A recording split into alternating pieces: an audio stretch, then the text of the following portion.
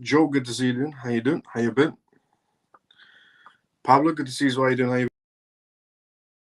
been? How's things?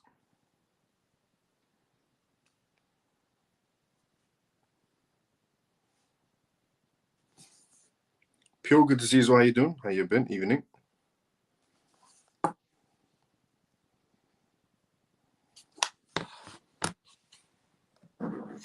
T, good to see you. How you doing? How you been? Comatose, good to see you. How you doing? How you been?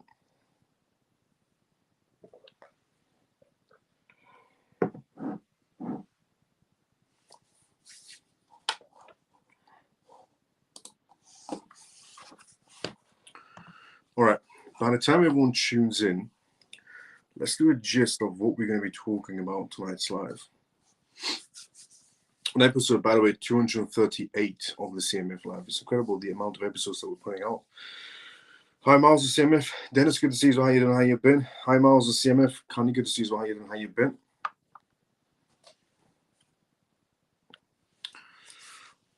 Hi, Miles. Good to see you again. Artistic, good to see you. How you doing? How you been? Good evening, Miles of CMF. Free Feather, good to see you. How you doing? How you been? Hi, brother Camel. Good to see you, brother. How you doing? How you been? Morning, Miles of CMF. Shelly, good to see you. How you doing? Morning. Miles, what's next for the market? Well, we're actually going to be talking about that on tonight's live regarding what's going to be happening next. I mean, I've shared my perspective of what's going to be happening next, which is basically CFTC essentially, Russell Benham coming out and resigning January 20th, Gary Gensler resigning January 20th, and so on. But before any of that happens, anything that's going to happen positive is going to be January 20th onwards. Before January 20th, anything could possibly happen that could be negative for the crypto space.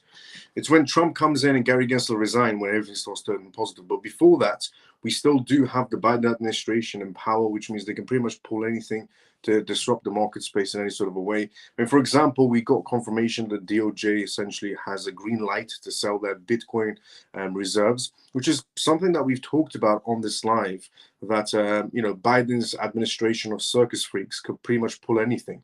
I've said this for the longest time. I said that anything could possibly happen between now, in January 20th. And so on the topic of what could possibly happen next, well, we could maybe get some sell-offs happening from the Bitcoin essentially that the US is holding, because the DOJ has a green light to sell off some now if they wanted to. But then on the other side, you have Michael Saylor, who's pretty much ready to pretty much scoop up any Bitcoin that they are going to be selling. And the thought pattern of the US is essentially going to be adapting some sort of a Bitcoin reserve. So whatever he buys now is going to profit on later. Quite a few things can still happen this month, especially we have January 15th coming up as well.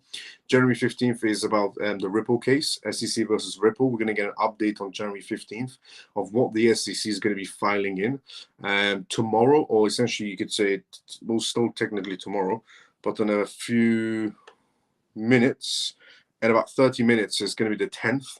And on the 10th, we have reports coming out, essentially data reports coming out. So quite a lot of things are happening from now until January 20th that's going to push the market space in any direction. But January 20th onwards, it's, Gary Gensler's fired, CFTC's essentially resigned, new chairmans, Trump in power, regulations, bank institutions, more ETFs, and just a lot of positivity moving forward. The first 100 days will be very crucial. But before that, anything can happen from Biden's circus freaks. Hi from Malaysia. Shakira, good to see you. How you doing? So, Miles, what's next for the market space? A few things are going to be happening from now until January 20th. One of them being tomorrow, essentially, January 10th, data reports are coming out. January 15th, Ripple SEC case is going to get an update. In between that, the DOJ has a green light to sell off their Bitcoins, which means Biden can disrupt the marketplace if he wants to. Not Biden, he's not all there, but the Biden administration of circus freaks could pretty much sell off the Bitcoin to disrupt the market space. Hi, Miles, but after that, we're pretty much good to go. So whatever damage the Biden administration does now to the market space will rectify it January 20th onwards. Hi, Miles and all CMF. Paul, good to see you. How you doing? How you been? Good day, Miles and CMF. Mike, good to see you. How you doing? How you been? Miles, why is the market dumping? It's one, the DOJ has really like to sell off their Bitcoins. Good evening, brother Miles. Good to see you as well. How you doing, funky brother? How you been? Evening, CMF. Let's go, funky brother. Good evening, Miles and CMF. What a turbulence in the market. Yeah, quite a bit of a turbulence inside the market. I just want to say thanks to all the nice comments I'm getting in the CMF chat, and I really appreciate all the feedback and the kind words. Let's go, Camel. Camel has an amazing, essentially, project, that he's created himself. I think it's going to do incredibly well. So honestly, Camel, good luck to you and your blockchain project, your blockchain company.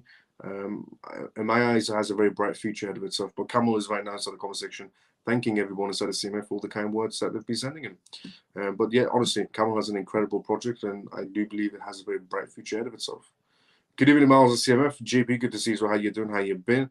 Good evening, Miles and CMF. Orphan, good to see you. So how you doing? How you been? Just as long nothing happens at the yes, just as long as nothing happens, essentially, for the Trump administration, for Trump essentially before he gets his seat on January 20th, we're okay then. Then we're good because we need Trump badly. Hey, crypto guy, how you doing, DJ? What's your forecast on BTC now?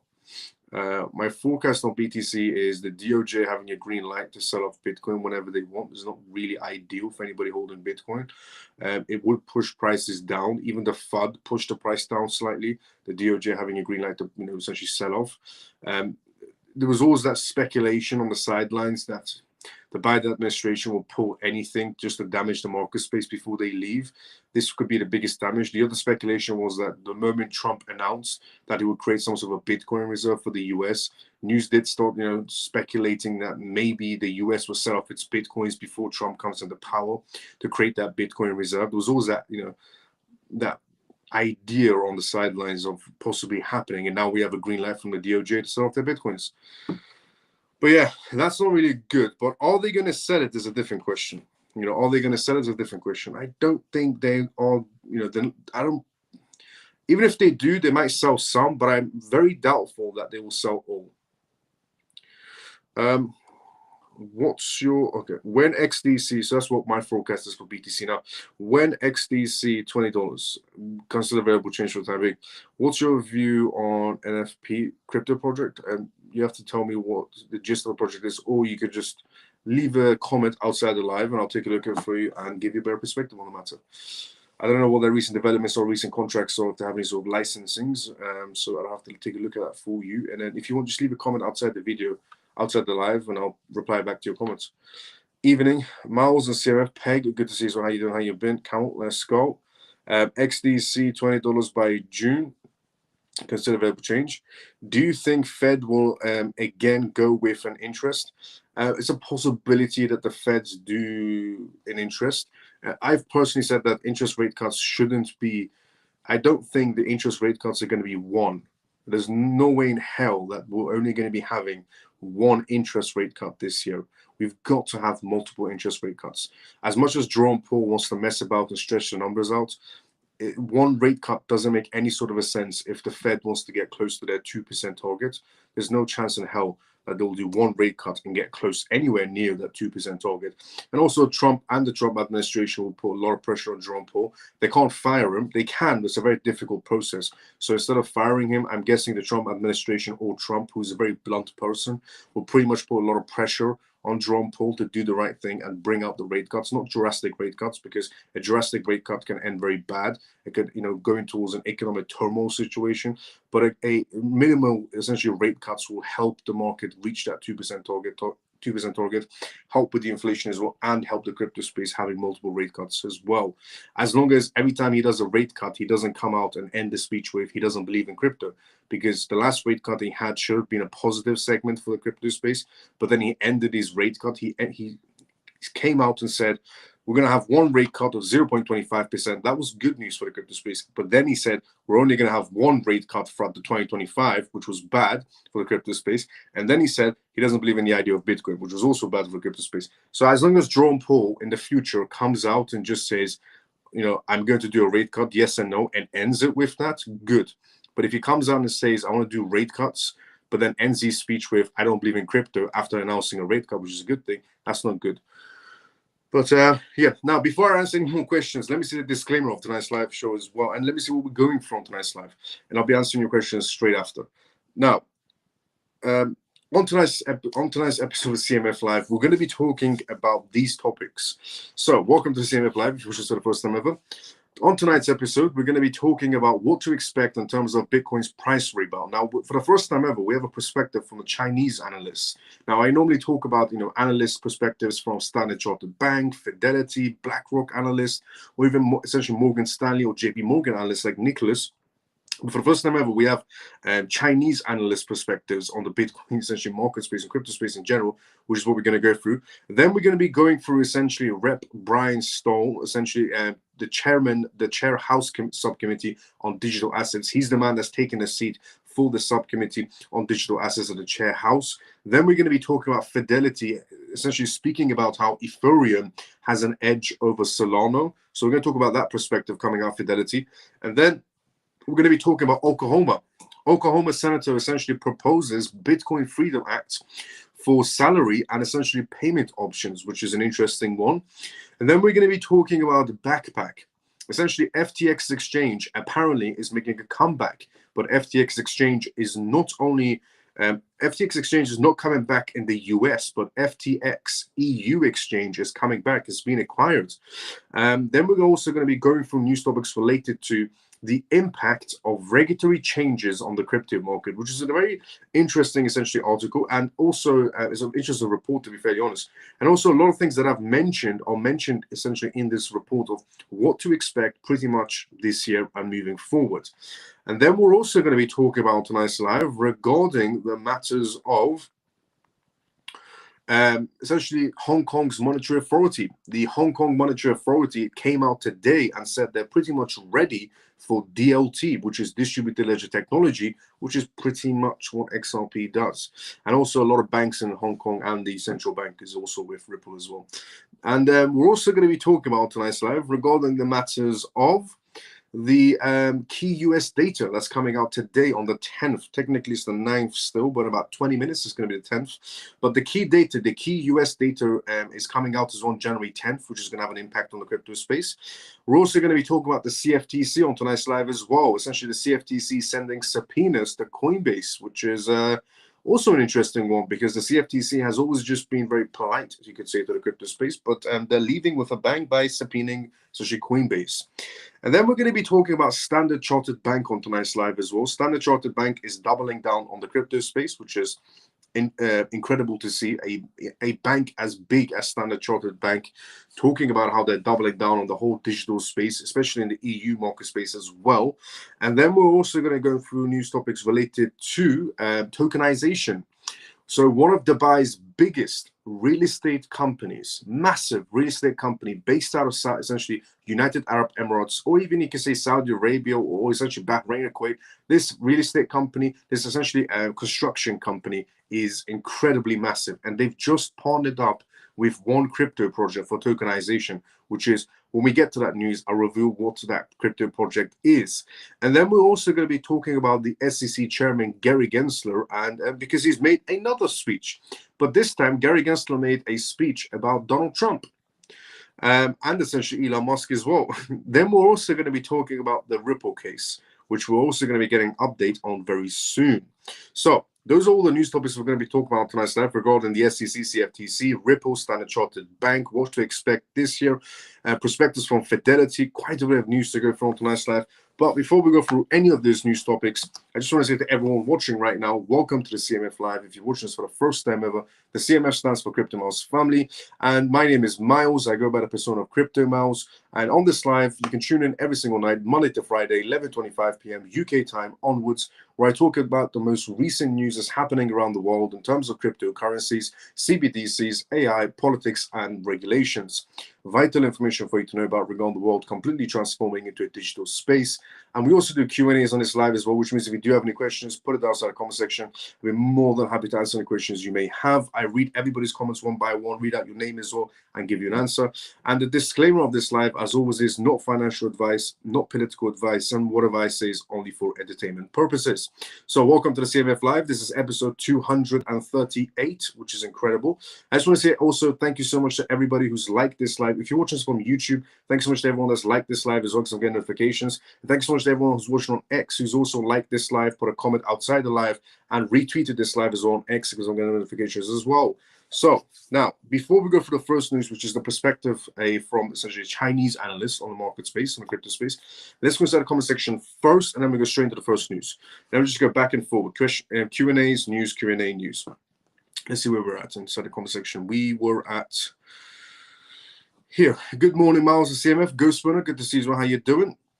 How you been? Good evening, Miles. How are you doing, brother? I'm doing great, Kenny. Good to see you. How you doing? Miles, some say to me, don't sell crypto into fiat. Can you elaborate? You don't really need to sell your cryptocurrencies into fiat. You can use stable coins in the real world now and spend them as legal tender using cryptocurrency bank cards. Good evening, Miles. Mickey, good to see you. How you doing? How you been? Evening. What's your view on gold as a pair to XUSD then? I personally wouldn't see the point. You're talking about essentially going for gold. Trading gold makes 0 sense for me personally when I have an option of making more money on crypto. But if whatever floats your boat when it comes to trading, that's completely your choice. Why can't they fire Jerome Powell? They can fire Jerome Powell. It's just a very difficult process. Evening, Miles and CMF. Lena, good to see you. How you doing? How you been? What up, Miles and family? Ray, good to see you as well, brother. How you doing? How you been? Hi, Miles and family. Troy, good to see you as well. How you doing? How you been? But Jerome Powell also mentioned that instead of DXY, BTC should correlate with gold instead of a dollar. It's true. In the past, well, here's the thing with Jerome Powell. Jerome Powell previously said that Bitcoin is comparable to gold, and it could be like a digital gold instead of essentially comparing it to the US dollars, which was a positive. And then a little bit of time passed, and Jerome Powell came out and said, we're going to do a rate cut of 0.25%, which is good for the crypto space, because a rate cut is an indication that an economy is not doing too well, which means people will start moving away from traditional assets into alternative assets, which turns out to be cryptocurrencies. But then he ended his speech with essentially a journalist asking him a question about Bitcoin. He ended his speech with he won't buy Bitcoin. He's not allowed to buy Bitcoin. The Fed is not allowed to own Bitcoin. Which then straight after, the market reacted in a bad way. But then also after that, Senator Luminous came out and said that they can actually hold it, and we are looking into it. But Jerome Powell never mentioned that when he was being interviewed. According to Senator Cynthia Luminous, the Fed can hold Bitcoin, and they are looking into it. But according to Jerome Powell, when he was asked the question regarding Bitcoin, when he ended his speech and he said he's never going to buy Bitcoin and he can't hold Bitcoin as a Fed, and the Fed can't hold Bitcoin, was all lies. Because according to Senator Cynthia Luminous, straight after, they can, and they are looking into it. So he essentially and Jerome Powell knows that his voice manipulates the entire market space. So he's a very good manipulator. Very backstabbing manipulator, but yeah. But BlackRock has started selling on third. They sold 333 million, and today 122 million, which is true as well. But at the same time, you have Michael Saylor purchasing fist over hand, just buying Bitcoin back to back. Michael Saylor's recent purchase was around $200 or $300 million. His previous one was around $110 million. His previous one before that was around $900 million. Michael Saylor is not selling in any sort of way. So as much as BlackRock wants to sell off, and it's not BlackRock that's selling off, it's the people that are holding their assets with BlackRock that are selling off. But as much as BlackRock does sell-offs, essentially the sell-offs happen through BlackRock's ETF for Bitcoin. On the other hand, you have people like Michael Saylor or the 8 other companies around the world that are following Michael Saylor. It's essentially a blueprint, which is just to buy Bitcoin no matter what the price is, and use it as a reserve asset for your own company. So when you have companies like BlackRock selling, you have companies like Michael Saylor buying pretty much at the exact same amount. And outflows is getting back into inflows and coming out of Michael Saylor's pockets. So you got to essentially consider both factors. Obviously not on the same day, but straight away after. A few days after, it could be a few days before Michael Saylor makes the purchase, where BlackRock sells off a few days after. But there are a lot of companies following Michael Saylor's footsteps right now. Evening, Miles and CMF peeps. Good to see you as well, Semper. How you doing? How you been? Evening, Miles and CMF. Manny, good to see you as well. How you been? CMF on X, please put a comment outside of the live, not just in the live chat. This helps viewership for Miles. Show some love. Let's go, Shelly. Yes, definitely. If you do get a chance, thank you, Shelly, for mentioning that. If you do get a chance, CMF members also put a comment outside the live on the X video as well. It does help with essentially sharing this live even more on X automatically. Now, first news on tonight's live. We're going to get a perspective coming in essentially from a Chinese analyst, which is a perspective that we rarely share on this live. Normally when I read out you perspective matters on from analysts, it's like Fidelity's analyst or Morgan Stanley's analyst or Standard Chartered Bank's analyst or JP Morgan's analyst, and instead for the first time ever we're going to be sharing some sort of a perspective coming out from Chinese analysts. So let's see what the Chinese market is saying about the crypto space. So when to expect a Bitcoin price essentially rebound essentially in Chinese analyst perspectives. The cryptocurrency market was shaken after Bitcoin's price dropped below $93,000, shedding 14% from its recent all-time high of $108,135. Analysts attribute the decline to the minutes of the December meeting of the Federal Open Market Committee, the FOMC, that released essentially data which highlighted the influence of Trump's essential administration on the Fed's hawkish policy stance. Fed minutes revealed that concerns about the policy implications of Donald Trump's second term as president played a essentially significant role in shaping the central bank's outlooks. The developments essentially challenges the general narrative that Trump's return to the White House will trigger a crypto market rally. According to essentially Presto Labs analysts Peter Chong and Ming Chong, Trump has vowed to reduce the regulatory red tape that has long frustrated the crypto industry. And many analysts have predicted that Trump's policies, could propel Bitcoin to $200,000 by 2025. And the analysts that have predicted that Bitcoin could reach 200,000 or 250,000 by the end of the year, essentially, are analysts that are from high-profile places. You could say analysts like Fidelity has came out and said essentially on this matter, and essentially we've had Grayscale analysts say the exact same thing, Standard Chartered say the exact same thing as well. So these are high-profile banks or companies that have came out, and saying yes, $250,000 is very reachable this year, only because of Trump. Now, however, recent market behavior suggests a recalibration essentially is on the way, and experts warn patience is warranted. A breakout will occur once the market has completed its recalibration process and essentially uncertainty has been cleared out. The perspective, essentially, what I read out came from Chong and Jing, who wrote a research note adding that signs of a recovery may not emerge until after Trump takes his seat on January 20th, and the first 100 days of his administration happens. The first 100 days of Trump's administration is going to be the most crucial timeline for the crypto space. A lot of things are going to be happening in the first 100 days of Trump essentially taking his seat. And Carlos essentially Guzman, the analyst at GSR, noted that many positive catalysts have already occurred, such as Trump's appointing crypto-friendly officials. However, he maintains a bullish long-term essentially outlook, especially for 2025 this year, when regulatory clarity and pro-crypto policies from the US could materialize the entire crypto space. In short term, analysts point to several factors that could revive the rally that we're in so far. It's a very manipulated rally we're in so far, but it's only because we still have Biden's administration of circus freaks in control. And pro-crypto nominations, for example, Trump is expected to make additional crypto supporting appointees to key regulatory positions.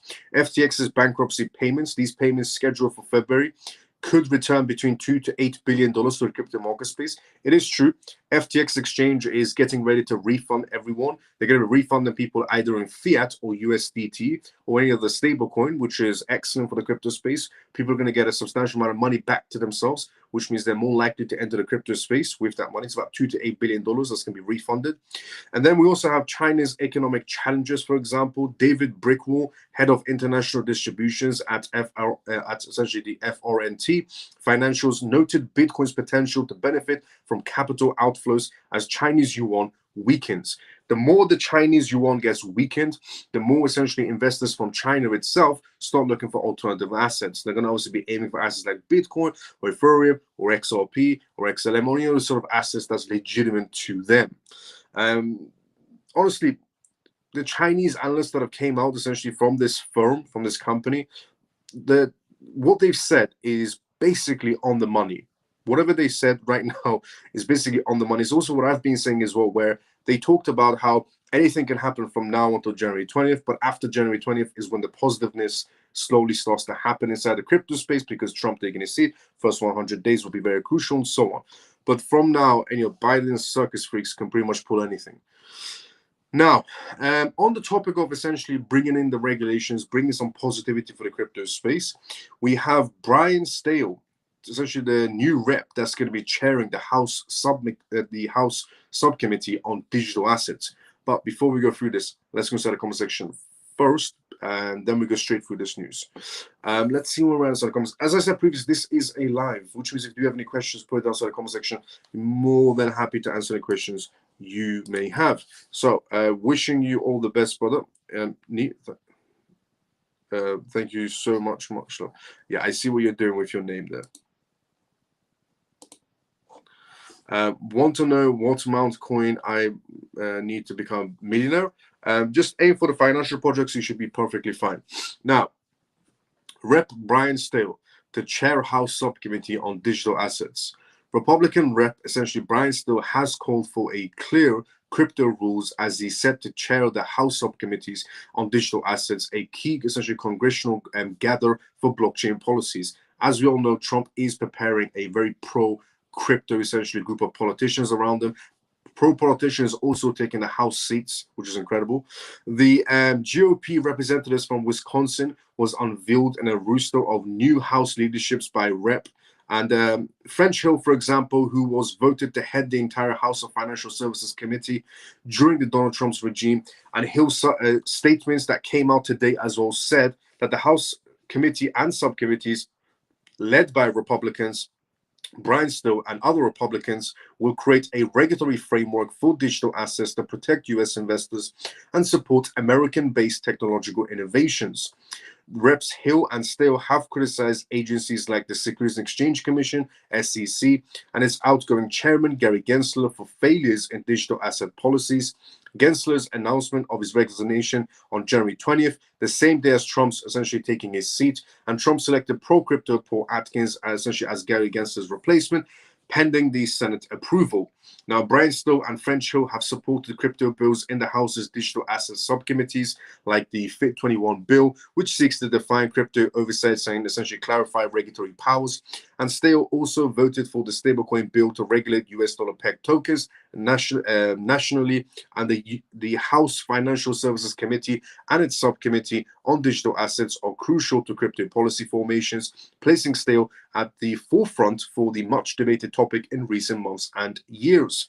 So, honestly, as much as Biden's administration of circus freaks want to somehow stifle the crypto space, in this case, getting a green light from the DOJ to sell off their bitcoins, in reality, we do have a lot of positiveness happening, and it's all going to be happening pretty much after Trump takes his seat. Before Trump takes his seat, a lot of things can go south, but after January 20th, we're on the positive, essentially, road path. And this new rep essentially taking his seat, again, is a pro-crypto person. The majority of how the House and the House subcommittee are pro-crypto now, which is incredible to see, because in the past, they were either they don't know what crypto was, or they were just anti-crypto naturally, because Senator Elizabeth Warren was spewing lies about cryptocurrencies to Congress, which made everybody turn very negative. But now Congress has grown both essentially some sort of brain cells, or they're being paid off by the Crypto PAC Action Committee. Either way is good news. But honestly, it's amazing to see how we have a crypto essentially part of Congress now, and we're getting pro-crypto politicians coming in, taking the ranks. The world, or America in this case, is preparing itself for a complete shift into a digital space, and the world is going to be following America's footsteps. So don't worry, we're still in some sort of a run, and it's going to be one of the biggest bull runs you'll pretty much ever see, one of the longest bull runs you will ever see in your entire lifetime, January 20th onwards. We're still in a bull run as well, but it's just a very manipulated bull run, to be fairly honest. We haven't had any drastic drops. And by drastic drops, I mean Bitcoin drastically dropping. What you're seeing now is just turbulence inside the market space. If you've been inside the crypto space long enough, you will know this is turbulence and nowhere near a bear market situation. We're still in a bull run. we're going to go for a massive bull run, continue forward January 20th. A lot of things are happening. New SEC chairman, new CFTC chairman, Trump taking his seat, rules and regulations, more ETFs, banks, institutions coming in because of rules and regulations, no more gray areas. The world's going to follow America's footsteps into becoming a capital crypto hub. There's so many things happen that's all positive inside the crypto space. But before that happens, January 20th, Biden's administration of circus freaks are still in control, and so is Gary Gensler, and so is the CFTC chairman, and the FDIC chairman as well. So there's still a lot of factors in play, but after January 20th, all these people are out, and the new people are in. They're all pro-crypto. They want to bring innovation, and we're on the right track. So, and again, it's just, what I've been saying, what all the Chinese analysts have been saying today, essentially. But moving on, essentially, from Bryce Stowe taking his seat, which is incredible, not a pro-crypto person, to Fidelity. Now, Fidelity says that Ethereum has an edge over Solana. Out of nowhere, Fidelity has came out and said that Ethereum has an edge over Solana. So here it is. Fidelity, the digital asset, a subsidiary of global investment manager Fidelity Investments, has weighed in on the idea that Ethereum versus Solana debate, that Fidelity acknowledges Solana's growth but favors Ethereum. So Fidelity is obviously acknowledging that Solana is growing rapidly, but they're saying that Ethereum is better. Not my perspective in any sort of a way. This is Fidelity's perspective. According to its latest reports from Fidelity, looking ahead, Ethereum maintains a strong foundation with active developers, substantial TVL, and essentially a stablecoin supply. However, Solana is rapidly closing the gap, accelerating revenue and TLV growth. Also, Solana has gathered considerable attention and support from the crypto community over the past year. Furthermore, the report noted that the most of Solana's revenue is generated through meme coin tradings, which is highly speculative. On the other hand, Ethereum's fundamentals are less speculative, making it a better guide for long-term investors. To be fairly honest, Ethereum started itself with the foundation of meme coins. If you were in the crypto space in the earlier days, Ethereum was known as the meme coin chain. That's the reason Ethereum had a lot of money flowing into it. And then Solana became the meme coin chain, because they followed Ethereum's footsteps. And Solana wasn't the only one that followed Ethereum's footsteps, because, that's how you bring money. If you want to get people from the retail section coming in and putting the money on their essentially, and putting their money on the table, then meme coins is pretty much the way for the majority of the retail section, which shouldn't be that way in any sort of a way, in my opinion. I think personally the retail section should always focus on fundamentals. They should focus on utility and so on, because that's where we're heading, especially this year. But unfortunately, how you bring retail people, the majority of retail people, to the table is by promising them lottery numbers, which are basically what meme coins are. They're just lottery numbers. And every time you buy a meme coin, you're buying tickets to a lottery, pretty much. About 99.9% it doesn't work, and about 1% it does work for some people. But that's how Ethereum got the money that it's got spinning inside of it, was from meme coins. So obviously Solana decided to follow the blueprint of Ethereum by doing meme coins as well. AVAX even said, they want to follow the blueprint that Ethereum left behind, which is meme coins, because that's how you bring the retail money to the table. Again, wrong, but that's how you do it. So that's what they're essentially talking about on the matters of, if Solana is growing rapidly, is generating revenue, and it's the meme coin trading essentially sector. And also in the report, authored by its research team, Fidelity identifies key trends poised to impact the cryptocurrency markets in 2025. Notably, the report predicts that digital assets will increasingly be held in government reserves, a significant development for the industry in 2025. In the light of persistent inflated physical pressures, neglecting Bitcoin could become essentially a greater risk than investing in it. And Fidelity believes the digital asset space is on the cusp of a multi-year, possibly multi-decade expansion, which is correct. And Fidelity coming out saying this is incredible.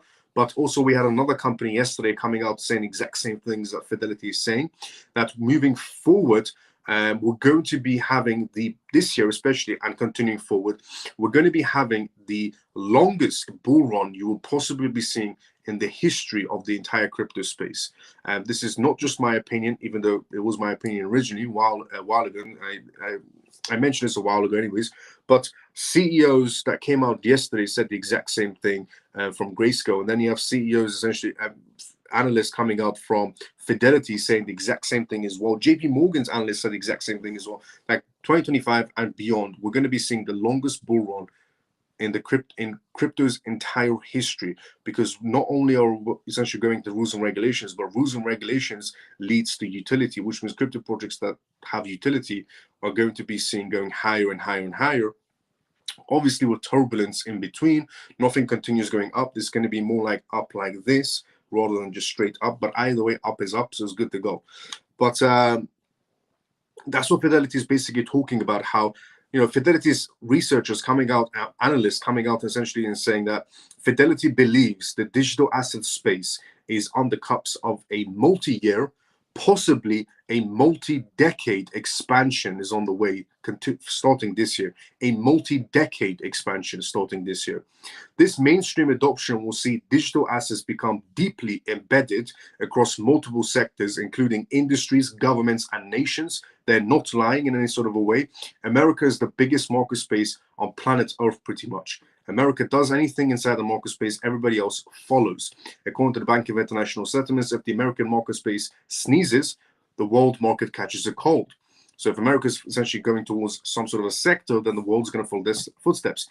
I'll give you another example. South Korea essentially came out, their prime minister came out and said that they're actually going to wait on the sidelines, wait for Trump to come in, take his seat, see what Trump does with the crypto space, and follow Trump's footsteps.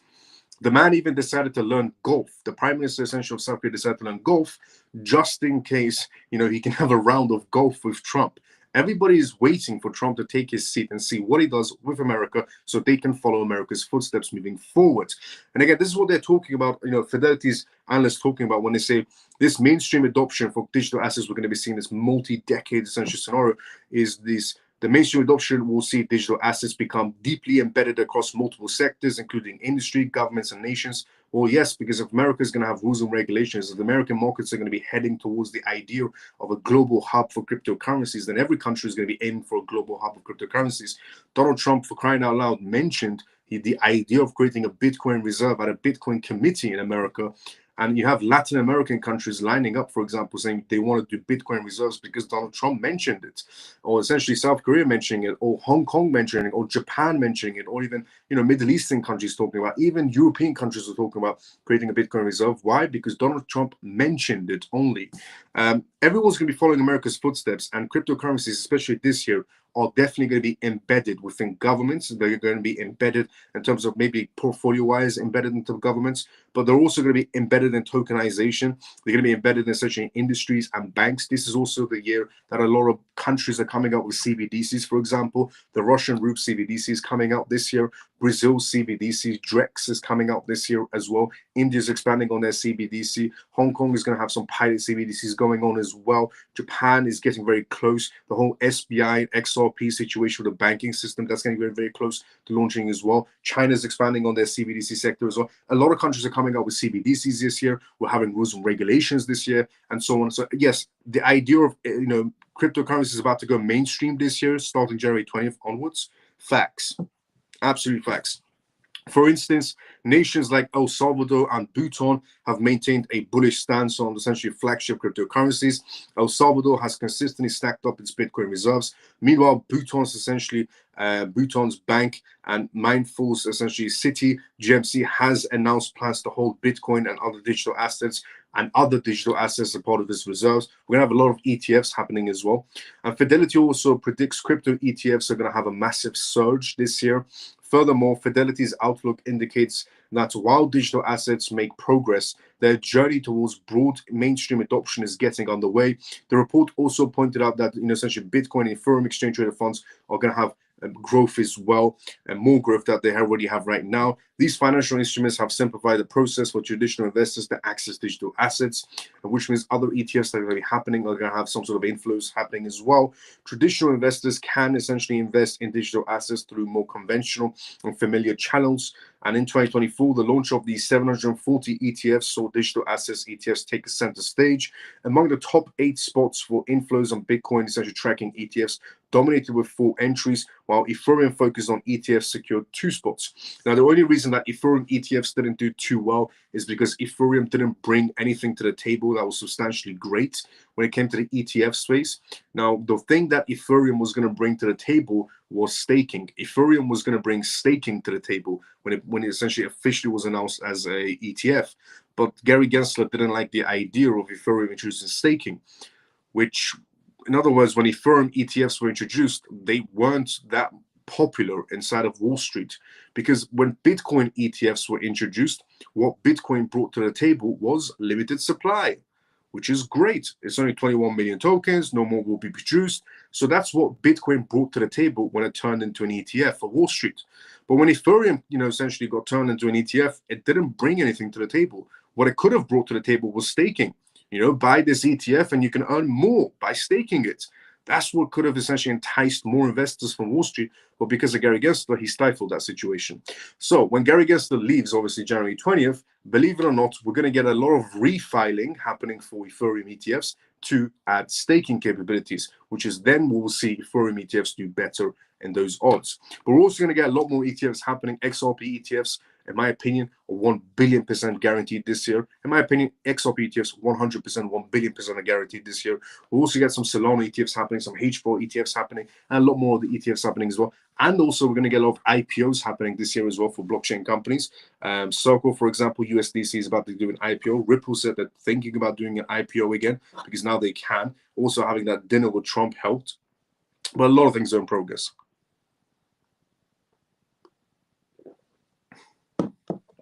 Now, before we talk about the next news, which is also related to what we've just been talking about now, let's go inside the comment section first. The next news we're going to be talking about is about the Oklahoma senator proposing Bitcoin Freedom Act for salaries and payment options. But before we talk about that, let's go inside the comment section first. As I said previously, this is a live, which means if you do have any questions, put it down inside the comment section. More than happy to answer any questions you may have. So let's see what's going on inside the comment section. Where is a legitimate place to stake? If you do want to stake your crypto assets, preferably use an exchange. They do offer you obviously lower staking in terms of percentage on rewards, but it's the safest option if you do want to stake your crypto assets. So if you do want to stake, Binance Exchange is a good place to stake your crypto assets. None of this is financial advice. Coinbase is good. Crypto.com is good. Binance, Crypto.com, Coinbase. There's a few other exchanges, but I would say preferably stick to these 3 only. They do offer you essentially not bad, but not great also essentially in terms of returns, but they're safe. If you go in the DeFi space, they'll offer you 1,000% of APY essentially on your crypto assets if you stake it with them on those DeFi websites, but it's not really recommended because they'll probably empty out your wallet. So you might get 10% in terms of rewards happening on Binance Exchange or 4%, but at least your assets are safe. And preferably right now is the worst time to be staking your crypto assets, to be fairly honest as well. Hi, Miles and family. Just wanted to know from you and family, I have been getting a lot of YouTubers posting XRP as a pump and dump. You must be getting real close. Yep, facts. I can't believe people are posting XRP videos and saying that XRP is a pump and dump.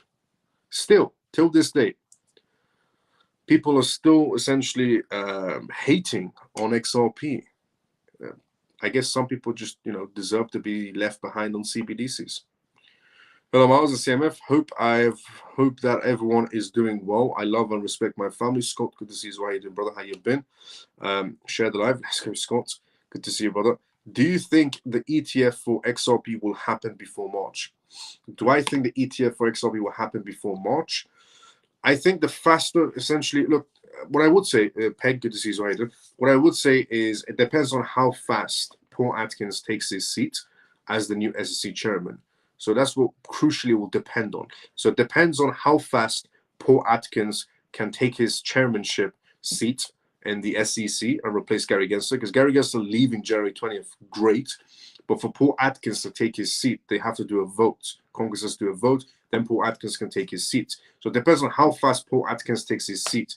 It also depends on how fast Paul Atkins can process the documentations, because there's a lot of filings that Gary Gensler has initially essentially neglected. Gary Gensler hasn't even opened the filings for the 4 or 5 XRP ETFs, or for the H4 ETFs, or for the Solana ETFs. The only filing Gary Gensler has opened and looked at is the Grayscale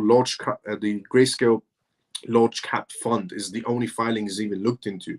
So there's a lot of filings that Gary Gensler has neglected to look into from major companies. So I would say hopefully before March, but it all depends on how fast Congress essentially votes on Paul Atkins to take his seat, how fast Paul Atkins essentially looks through the filings and processes the documentations. What we do know is they're introducing something called the Atkins Diet, which Paul Atkins is his name. They're calling it the Atkins Diet, which is a bit more of a loose in terms of regulations and not that strict, so that crypto can bring innovation in America instead. So might be moving faster, but we can hope for essentially before March, essentially. But also the case needs to be dismissed or settled, which will be better as well. Now, can they do it before the case dismisses? Maybe under some sort of loophole in law. But it depends on how fast Paul Atkins takes his seat, how fast they can implement the rules and regulations, how fast they can look at the filings. But we can hope for before March. What's your opinion on Flare? Flare, good project if you want to look into it. I know one of the developers in Flare project as well. It has a good future ahead of itself. I don't know if it's something that I would say I will personally have, must have in my portfolio, but it's a good project, legitimate asset, and bright future ahead of itself is what I would say. Sure, if you want to look into it, why not? Exciting times ahead. Good to see you, Miles. Zach, good to see you. How you doing? But yeah, that's what I would say, Mickey. Miles, people do not realize that if XRP was pump and dump, there would not be a lot of people hold, or that would have been holding since the case was brought by the Weasel. Yes, facts. I know the people who say that, honestly, the people who say XRP is a meme coin, or XRP is a pump and dump, or XRP is a stable coin, they're all going to be proven wrong. I said this a long time ago, one by one. And I said also that I always have the last laugh. And we've ticked off one off the list, the morons inside the crypto space who said XRP is a stable coin. Technically, XRP is past $1. So it's not a stable coin. So that's one tick. And the other 2 ticks will also come as well. As I've said previously, I always have the last laugh.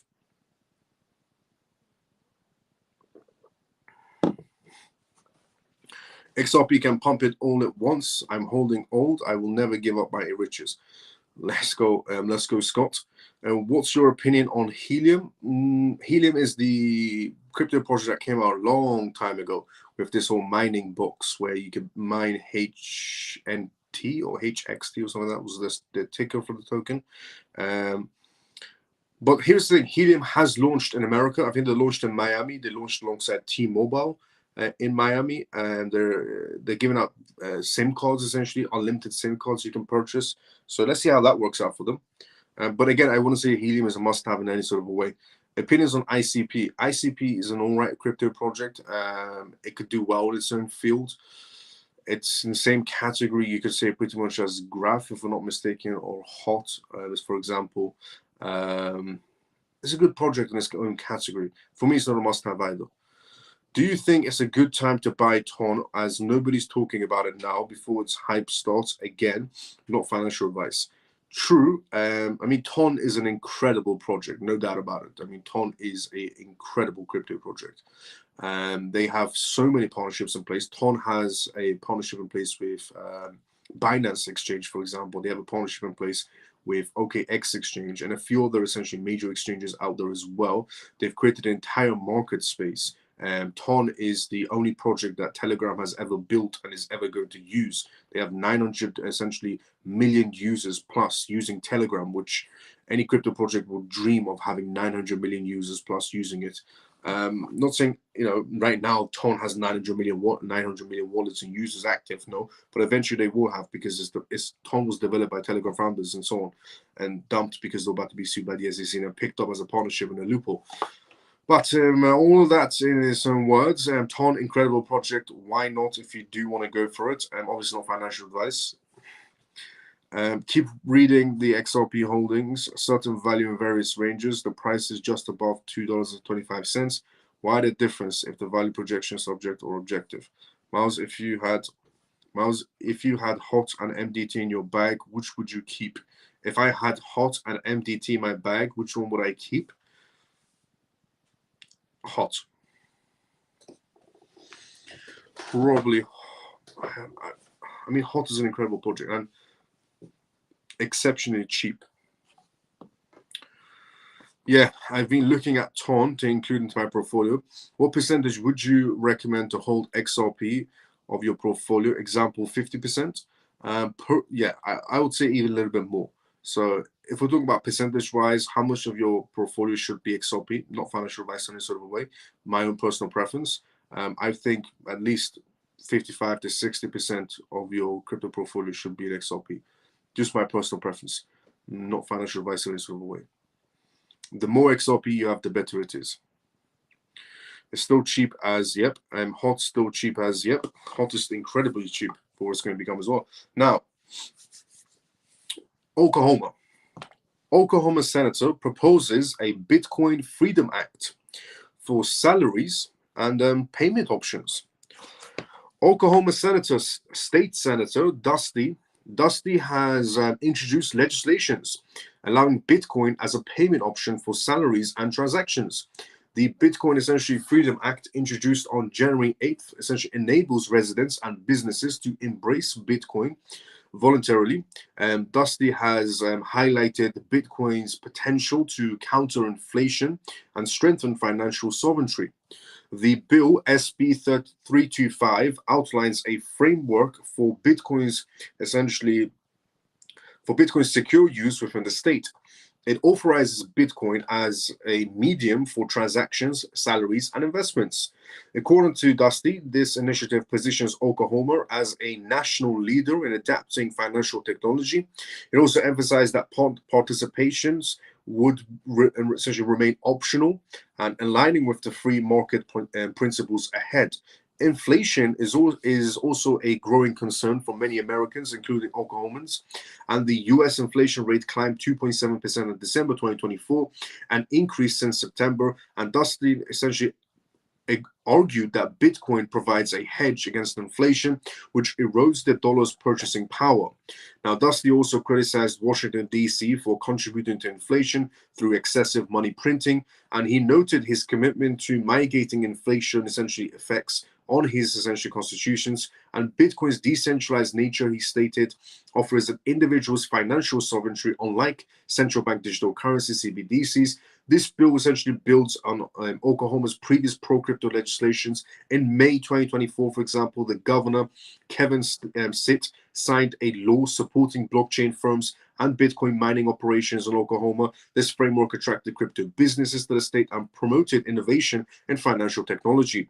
Dusty also underscored Bitcoin's advantages over CBDCs, highlighting a privacy and freedom. Essentially, he criticized CBDCs for enabling government overreach and surveillance of financial transactions, and Bitcoin's decentralized design prevents such essentially interferences and manipulation. The Bitcoin Freedom Act reflects a broader trend as Bitcoin becomes mainstream in global financial systems. Dusty also praised President-elect Donald Trump for advocating Bitcoin during his campaign. He called the cryptocurrency a cornerstone of the financial future, and the act will be considered in the legislative session starting February 3rd, 2025. Dusty remains committed to protecting financial freedoms while empowering essential Oklahomans with innovative and economic choices. This legislation could signal a shift in how states approach cryptocurrency adoption. As I've said previously, it's not the really most ideal way. Bitcoin should never be used, in my opinion, for transactions. It's the worst digital currency to be used for transactions. Bitcoin is great for a hedge if you want to use it against essentially inflation scenarios. It's great as a reserve asset. Bitcoin is a terrible asset for payments. I've said this and I'll say it again. It's slow and expensive. There are assets like XRP who are fast, essentially, and cheaper for transactions, which make a lot more sense. XRP, as a reserve asset, it could be used as well, but XRP was designed for payments, and that's where it's, bringing the top rankings. But Bitcoin was not really designed for payments. It may originally be designed for payments, but in reality, it's not. Anybody with a brain cell can tell that it's obviously more, if someone told you, for example, it's very simple. If you take away the titles, if you take away the title of Bitcoin and take away the title of XRP, and someone said to you, you have two options. Option number one, which in reality is Bitcoin, but we're taking away the titles. Option number one, you can send $1,000 and the payment will be processed within 30 to 45 minutes, and you'll be charged roughly about $20, let's say. Or you can send $1,000 using option number two, and the payment will be essentially transferred in under 3 seconds, and the fee will be less than a cent. If you take away the titles, if someone offered you these two options, an option number one, $1,000, $20 fee, 30 to 45 minutes, the payment will go through, or you can take option number two, send $1,000 and pay less than a cent, and the payment will get there in less than 3 seconds. Everyone will choose option number two for payments.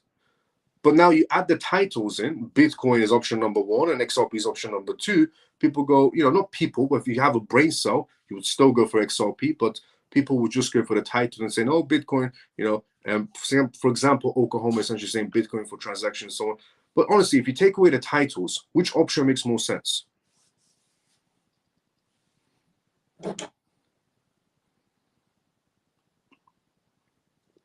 It's like branding. Honestly, when it comes to crypto assets, it's genuinely like branding. Now, that's basically regarding Oklahoma, but Oklahoma introducing the idea in the first place is good to go. It's just showing that, American states are warming up to the idea of a digital future, which is incredible to see. Everybody essentially is getting ready for Trump takeover to bring that blockchain crypto space in. Safe place to stake now. Monica, I said to you once, Monica, the safest place to stake your crypto assets is preferably Binance Exchange, Coinbase Exchange, or Crypto.com Exchange. That's it. I wouldn't go beyond the barriers of Binance Exchange, Crypto.com Exchange, and Coinbase Exchange if you want to stake your crypto assets. You can go to other exchanges as well, but preferably Binance has the highest security, Crypto.com has the highest security, and Coinbase has the highest security when it comes to essentially keeping your assets safe, just in case of a hack or a compromise situation. For example, Binance saved $4 billion of people's money, of their crypto assets last year. Binance was, Binance hackers aimed for Binance last year a lot, where they tried to steal $4 billion from Binance, and they couldn't, because Binance has an incredibly secure, essentially, company. So if you want to stake your assets, Monica, aim for Binance, Crypto.com, Coinbase. And you're saying Kraken inside the comment section. If you want to use Kraken, you can, but you're asking me the question, and my opinion is Binance, Crypto.com, Coinbase. If you want to go for Kraken, then go for Kraken. But my opinion, if you're asking for it, Binance, Crypto.com, Coinbase. You think we could just keep going sideways after message not going through on X? T, I'll check it out after this live. You send me a message. You think we could just keep going sideways after 20th until about March time? We will take off. Possibility, yes. We'll go a bit sideways until we get some sort of good news coming in. For example, Paul Atkins taking his seat, or regulations, or some news about the case getting dismissed or settled. But just the excitement in a Trump presidency should be enough. Does not, just make us go sideways, but go sideways and up. But we're also going to always have turbulence in between, so don't worry about that. Now, moving on essentially from Oklahoma to relatively relatable to the question I was just asked by Monica regarding exchanges and so on. FTX. Now, if you were somebody inside the crypto space a long time ago, you would know what FTX exchange is. It was a crypto exchange that went completely downhill, stole a lot of people's money, because the founder of FTX decided to spend other people's money on the exchange on luxury yachts and villas and private jets and so on. And believe it or not, FTX is coming back. Somebody has decided to acquire FTX, but not the US FTX, the EU one. So Backpack acquires FTX EU and expands crypto exchange operations in Europe. Backpack, a centralized cryptocurrency exchange founded by former Alameda Research and FTX employees, has acquired FTX EU, the European arm of the failed FTX exchange. How reassuring is that? Honestly, how reassuring, I'm being sarcastic, by the way, I am British. How reassuring is that? That former FTX employees and Alameda Research, which Alameda being, the founder's name, are coming together to rebuild FTX Exchange. This acquisition has been approved by the FTX bankruptcy courts and the Cyprus Securities and Exchange Commission, allowing Backpack to expand its operations within the European Union. Also, Cyprus being involved as an interesting player. A post that came out today announced that the acquisition involves managing the distributions of funds to FTX, essentially EU customers, as a part of its court-approved bankruptcy claims process. And essentially, Armani, CEO of Backpack, stated that the obtaining the MIFID2 license reflects the company's dedication to upholding high regulatory standards and is a significant step to bringing transparent, secure, and regulated crypto trading to the underserved European market space. The exchange plans to reintroduce its European services in the first quarter of 2025. The first quarter of this year. FTX Exchange is going to be opening back up in the EU. Can't wait for that one. Going nowhere near it. The new entity will provide various crypto derivative services, including essentially futures trading. Further users onboarding and asset recovery details will be made available through its support channels. Backpack EU will introduce new trading products and manage distribution of bankruptcy claims as well, alongside opening back up again. And the reactivation of Backpack's EU license and its official launch are expected in quarter 1 2025. No specific date has been announced yet, but we do know it's quarter 1. And notably, Backpack recently straightened its leadership teams by appointing Lawrence King as its head of audits, and a seasoned banking essentially professional with nearly 3 decades of experience at lending and financial institutions such as Citibank, Morgan Stanley, Deutsche Bank, and JP Morgan Chase. King joined Backpack to bolster its commitments to transparency and audit integrity. Impressive, the person that they've chosen to essentially be the one that safeguards FTX from any sort of new acquisition situations. But look, he has a very good portfolio, but mentioning bank names as his portfolio, I mean, JP Morgan Chase has paid about 20 different fines for money laundering. Morgan Stanley, same scenario. Citibank, same scenario. Deutsche Bank, same scenario. Look, what I would say is that the FTX exchange is coming back. If you are somebody that's living in FTX exchange, if you're somebody that's living in the EU, FTX exchange is coming back. Personal preference, I wouldn't touch FTX exchange with a 10-foot pole. I just wanted to mention that. So if anybody is thinking about, downloading FTX exchange when it comes out this month or next month for the EU users, I personally wouldn't touch FTX exchange with a 10-foot pole. Just a personal preference. Not saying anybody else shouldn't, anybody else should follow my footsteps in any sort of a way. Just a personal preference. I wouldn't touch it with a 10-foot pole. Now, the impacts of regulatory changes on the crypto markets. So this one is what I'm going to be reading to you out now is what to be looking forward to this year, essentially, and moving forward. And it's a lot of things that I've said are going to be happening, but here it is. We'll go through it.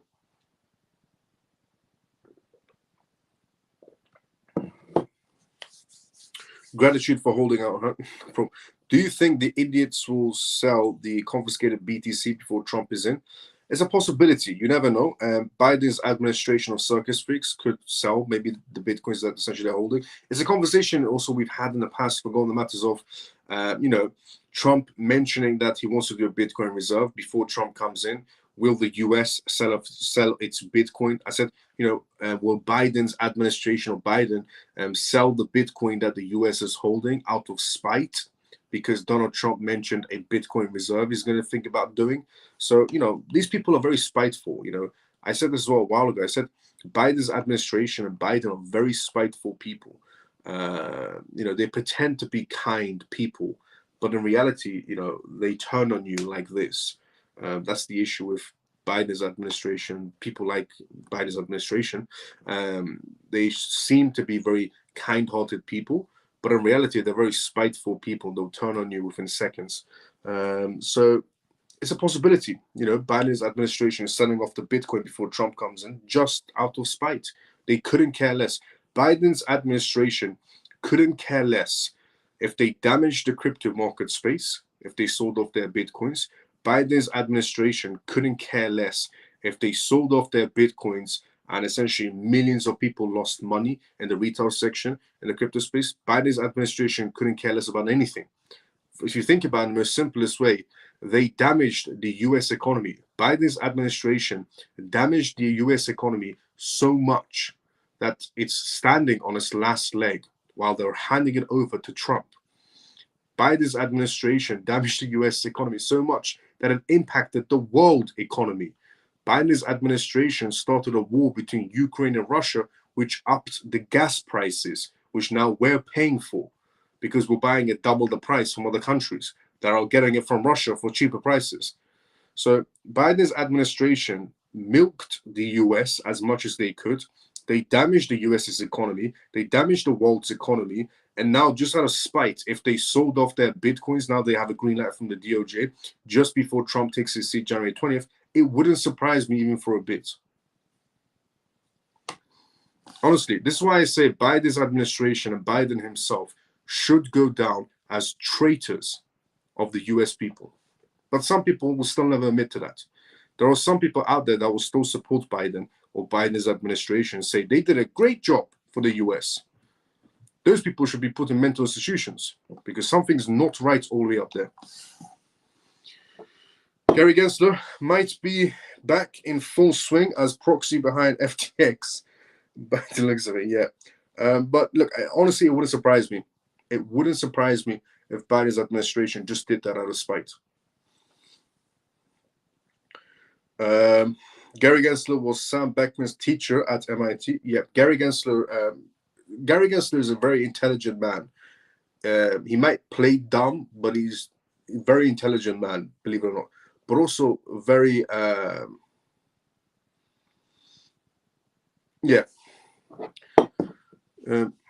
you hit it right on the nose, Miles, about the Biden administration. Anything to screw Trump and essentially at the end at all costs, pretty much. Honestly, the Biden administration are handing over the US on its last leg to Trump. And not just its last leg as an economy, but they're handing the Biden's administration are handing the US to Trump on its last leg for the economy, on its last leg for innovation in terms of the blockchain space and so on. I mean, the damage Gary Gensler has done to the SEC, to the crypto space, is, there are people that didn't want to touch it. Let me put it to you this way, normal way. Anybody inside the political space would kill, essentially, to be a chairman of the SEC, okay? In the past, if you asked anyone in the political space, or the financial space, and you asked them, do you want to be an SEC chairman? They would say, yeah, pick me. I want to become an SEC chairman, is what we essentially do in the past. But the damage that Gary Gensler caused in the SEC, the damage that Gary Gensler caused inside the SEC under Biden's administration is so messed up that the people that were suggested to replace Gary Gensler, they rejected the job. There was a former CFTC commissioner who was asked, do you want to become an SEC chairman? More money, better title and so on, high profile. And the guy rejected it. The reason why he rejected it was, he said, in his own words, Gary Gensler has left such a big mess in the SEC that he doesn't even want to touch it or go near it. But in the past, anybody would have killed to get a title as the SEC chairman inside of that financial political space. But now, because of all the damage and the mess Gary Gensler has did, there are people that were rejecting to become an SEC chairman. So honestly, Biden's administration left the US, and they're still in power right now until January 20th. but they've left the US in such a bad place in every category. It's just crazy. Honestly, the way the Biden administration damaged the US economy, world economy, SEC, they damaged the US economy, they damaged the US in general from every angle. From every angle. I don't even know if that was possible. But they genuinely, the Biden administration damaged the US in every angle, in every category. And then, to top it off, the Biden administration damaged the world's economy. They damaged the US in every category, and then to top it off, they damaged the world economy. They pulled off a hat trick. Honestly, it's just baffles me. But actually, that doesn't baffle me. The part that baffles me is the people who still support Biden's administration. There are people out there who still support Biden's administration, who still support Biden. That is what baffles me the most. Even after all the damage they've done, there are people still going, I believe in Biden's administration, or I believe in Biden himself. Biden doesn't believe in Biden. Biden doesn't even know he's Biden. But honestly, it's just, they damage the US in every category, then damage the world as a cherry on top, and then they're trying to milk it before they leave. It's just crazy. Honestly, this is why I say Biden's administration and Biden himself should go down as traitors of the US. Facts. There is definitely people who still support Biden and Kamala Harris's freak shows, circus freaks, and should be committed to crazy institutions. Honestly. Very calculated and manipulative is what I would call him. Yes, facts regarding Gary Gensler. And facts, what Ray has said as well. Facts, what Semper has said as well. And Miles, even if Biden's freaks sell BTC, they could have set it off, though the exchanges, it has to be sold through auctions. So that wouldn't impact the markets. No, just the news of it would definitely. The news of it is all that needs for the market space to be shooken up. But the good thing is you have people like Michael Saylor. You know, for every negative, there's a positive. So Michael Saylor, people like Michael Saylor or companies like Michael Saylor will be lining up to buy Bitcoin if it even goes on auction. Thank God Trump won. Facts. Thank God Trump won. Who was Gary Gensler's puppet master? Long list. It was planned. Yeah, it was. Definitely. It was. Miles, I sold all of my ETH bags today for XRP. Now my biggest bags are the financial tokens. Let's go, funky brother. That's incredible. You finally took the plunge. That's great, honestly. Biden, welcome to the group. Welcome to the club. Biden doesn't know.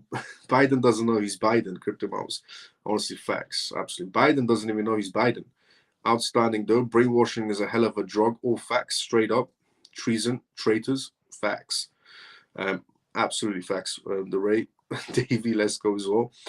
Gold Dragon says, I also been hearing a lot on BRICS battle with US dollars. Trump may begin Mexico, Canada, and United States in the same $1 to take on BRICS. It's a possibility. I mean, Trump has said he is going to be taking over Canada, which yesterday I said makes a lot of sense. I'll be honest. Yesterday I said, you know, it makes a lot of sense for Canada to be under the US, because I said the only reason Canada should not be under the US is if Canada can stand on its own two legs, if the US stops sending them billions of dollars a year. If Canada cannot stand on its own two legs, you know, if the US stopped its paychecks, then, you know, just join the US. So the US can save hundreds of billions of dollars a year and, you know, use that money more wisely. Greenland, you know, if they want to go for it as well, makes a lot of sense, mineral-wise. Mexico, I mean, Mexico makes also sense for Mexico to be under the US as well, to be fairly honest. Some people might not like that. Some people might prefer Mexico to stay as Mexico and so on. But think of it like this. If Mexico goes under the US, especially under a Trump policy, then Mexico will slowly become a very safe country, believe it or not. So only under Biden's administration, you know, we do have a lot of internal situations. But under a Trump presidency or Trump administration, Mexico will become a very safe place if it's under the US. Now, if we talk about from an economic perspective, it's great. If we talk about from a perspective of going up against BRICS countries, makes sense. If we talk about saving money-wise, countries working together, makes a lot of sense as well. Now, what we're going to be talking about next is what to be looking forward to, what's going to be happening moving forward inside the market space. Now, these are some things that I've previously said that are going to be happening, and pretty much everything I say pretty much happens. Not being cocky in any sort of a way. I'm just very proud of the wisdom God's given me, to be fairly honest. Now, these are some things that I've said personally in the past, but here it is, a step-by-step guide, because a lot of people probably want to know, 2025, this year that we're in, what's the step-by-step? Give me the bullet points is what people want to know. What's going to be happening this year and beyond. So here is the bullet points of what's going to be happening this year and beyond. The impact of regulatory changes on the crypto market space. The cryptocurrency market has evolved into a global financial powerhouse. Cryptocurrencies like Bitcoin and Ethereum are reshaping how we view money investments and technology. As these digital assets grow, governments worldwide are introducing new regulations. These regulatory changes significantly impact the crypto market space, influencing investors' behaviors and market stability. So how are these regulations shaping the future of cryptocurrencies? We're about to be exploring how regulatory changes can affect the crypto market space and what this means for investors, companies, and blockchain industries moving forward. So why is regulations inside the crypto market space very important? Cryptocurrencies were initially promoted as decentralized and free from government oversight, which is completely a lot of BS, because the way cryptocurrencies even came about was a complete setup. But we'll get that in essentially a little bit later on. But however, as the markets expanded, the need for regulations became very clear. Regulations help protect investors and prevent illegal activities and ensure financial stability, which makes a lot of sense. They include regulations in. Key reasons for cryptocurrency regulations include essentially preventing fraud. Regulatory frameworks help reduce scams and Ponzi schemes, which has been common in unregulated crypto spaces. Enhancing investor confidence. Clear regulations make the market more predictable, encouraging more mainstream, essentially institutional and investors to participate. It's true, when you bring regulations in, investors feel more confident. Wall Street investors, which basically where all the money is at. Ensuring market stability is what regulations brings to the table. Regulations prevent excessive speculation and manipulation, reducing the chances of sudden market crashes. How good will that be? No more sudden market crashes inside the crypto space. Preventing illegal activities is also what regulations brings to the table. Governments aim to ensure that cryptocurrencies are not used for money laundering or financing illicit activities. The level and type of regulations differ across countries, impacting the crypto market in various different ways. How regulatory changes impact the crypto market space. Number one, price volatility. New regulations or the threat of regulations often causes price volatility. Now, cryptocurrencies are known for their volatility inside the market space, and regulatory announcements can trigger sharp price movements. For example, when countries announce stricter regulations or bans, the market may respond with massive sell-offs, driving prices down.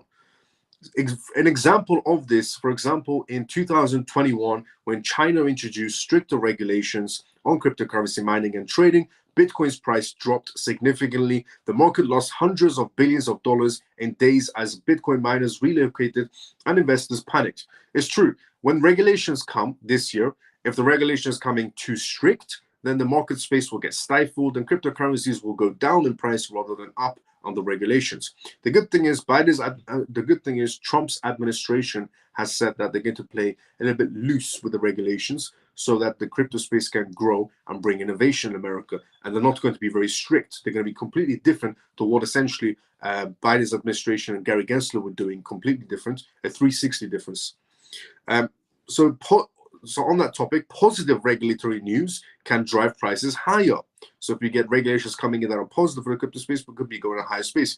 Approvals of crypto exchange traded funds, for example, ETFs, or clearer tax guidelines signal broader essentially acceptance, boosting investor confidence inside the market space as well. What we're expecting this year more of is ETFs, especially rules and regulations, and essentially clearer tax rules. All of these will be adding a factor of boosting investor confidence.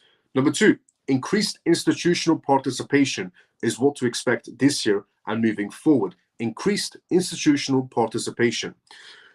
A lack of clear regulations has been a barrier to institutional adoption of cryptocurrencies. The more Gary Gensler stifled and wasted time by not introducing rules and regulations, the more he wasted time from institutions joining the crypto space. We need institutional money inside the crypto space because that's where all the money's at. And we couldn't get institutional money because most institutions, or the majority of institutions, don't want to enter a crypto space that's, they're walking on eggshells, worried about being sued by the CFTC or subpoenaed by the SEC, for example. So this is what regulations brings to the table. It brings that confidence booster. So large financial institutions are often reluctant to invest essentially in assets operating in regulatory gray areas, for example. As governments introduce clearer regulations, we see an increase in institutional participation. The moment we get the regulations in the first 100 days of Trump's administration, we'll get a lot more institutional money coming to the table.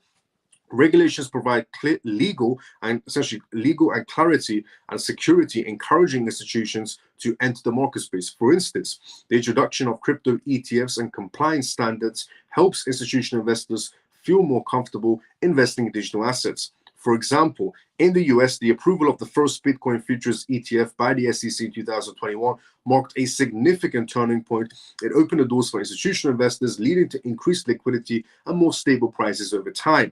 Number three, impact on crypto exchanges. Also look forward to this year. Crypto exchanges are crucial inside the cryptocurrency ecosystem. Regulatory changes often target these exchanges as well, like Binance, Coinbase, Crypto.com, as they are gateways between fiat currencies and cryptocurrencies. KYC, know your customers, AML, anti-money laundering, essentially, and compliance. Many governments now require exchanges to implement know your customers, KYC, and anti-money laundering rules. For example, procedures, AML. Exchanges must verify user identities, ensuring that they don't facilitate any sort of illegal activities. We are going towards a very regulated environment, especially this year. So KYC is pretty much going to be everywhere, and so is AML regulations. While KYC and AML measures improve market legitimacy, they can increase operational costs for exchanges. This may drive smaller, essentially, exchanges out of business. The smaller crypto exchanges will definitely be going out of business because it's going to get very difficult for them to compete. Same goes with some banks that are going to get very difficult for them to compete. For example, in Russia, they talked about how some banks won't survive, mainly because the cost and basically the operational cost of being a part of a blockchain system is too high for these banks to operate in, the smaller banks. So some banks will also disappear due to operational costs for joining the blockchain space. The same scenario goes with the crypto exchanges that might be too small to compete in these capitals and actually regulatory environments. For example, Binance, one of the largest crypto exchanges, faced regulatory scrutiny in several countries. As a result, the company increased its KYC and AML efforts, complied with local regulations, and restricted some services. These changes led to the short-term disruptions, but helped Binance continue operating legally in key market spaces. Number four, innovation and development. What to expect this year is well, innovation and development. Some argue that essentially regulations stifles innovation. However, a clear regulatory framework can encourage development in the blockchain space instead. Developers and companies may hesitate to essentially launch new projects in countries with unclear regulations, fearing legal issues. It's very true. Some blockchain projects don't want to release now because they don't know what the rules are. They might release their blockchain project or expand their blockchain project and they get sued later on by the SEC or so on. Now, regulations provide clarity and set ground in terms of rules for how new blockchain projects can operate. This allows companies to innovate within the safe boundaries. For example, regulations around initial coin offerings, ICOs, and decentralized finance, DeFi, help protect consumers while encouraging responsible innovations. For example, Switzerland has developed a crypto-friendly regulatory environment, especially in the region of Zurich. Known as the Crypto Valley, clear rules for ICOs and blockchain businesses have attracted many startups, turning it into a leading blockchain innovation hub. That's what regulations bring to the table. Institutions, startups, blockchain companies, innovation. This is what we're going to be getting in the US this year, which means a lot of money is going to come to the table. Number 5, taxations and policies is what to expect this year. Taxation is a significant area where regulation impacts the crypto market space. Governments are establishing rules on how to tax crypto assets this year, and whether considered properties, securities, or commodities. Cryptocurrency taxations often includes capital gains tax. Investors must pay taxes on profits from selling crypto assets. Different countries have essentially varying policies and influencing investors' behaviors regarding trading and long-term holdings. For example, in the US, the IRS requires taxpayers to report gains from crypto trades. Other countries like Portugal do not tax crypto gains made by individual investors. Changes in crypto tax regulations can significantly affect how investors approach the market space. Future regulatory trends to watch for is what we're going to talk about next. So moving on essentially from the 5 things that are going to be happening this year, but also now to another 5 things that are going to be happening this year. These are some more things to look out for this year.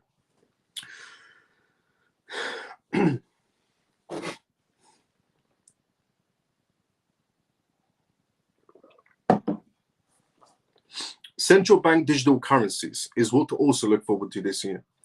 Many central banks are researching and developing central bank digital currencies, CBDCs. These are government-backed digital currencies designed to coexist with physical currencies. CBDCs could reduce the need for certain cryptocurrencies in payments while creating new competition. 98% of centralized banks around the world are in CBDCs, either testing stage, research stage, implementation stage, or whatever. But 98% of centralized banks are in CBDCs, according to the Bank of International Settlements and the International Monetary Fund.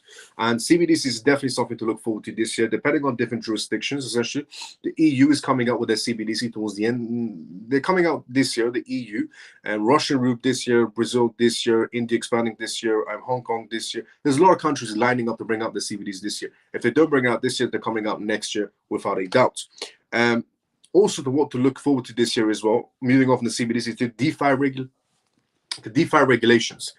Decentralized finance, DeFi, is growing rapidly but remains largely unregulated.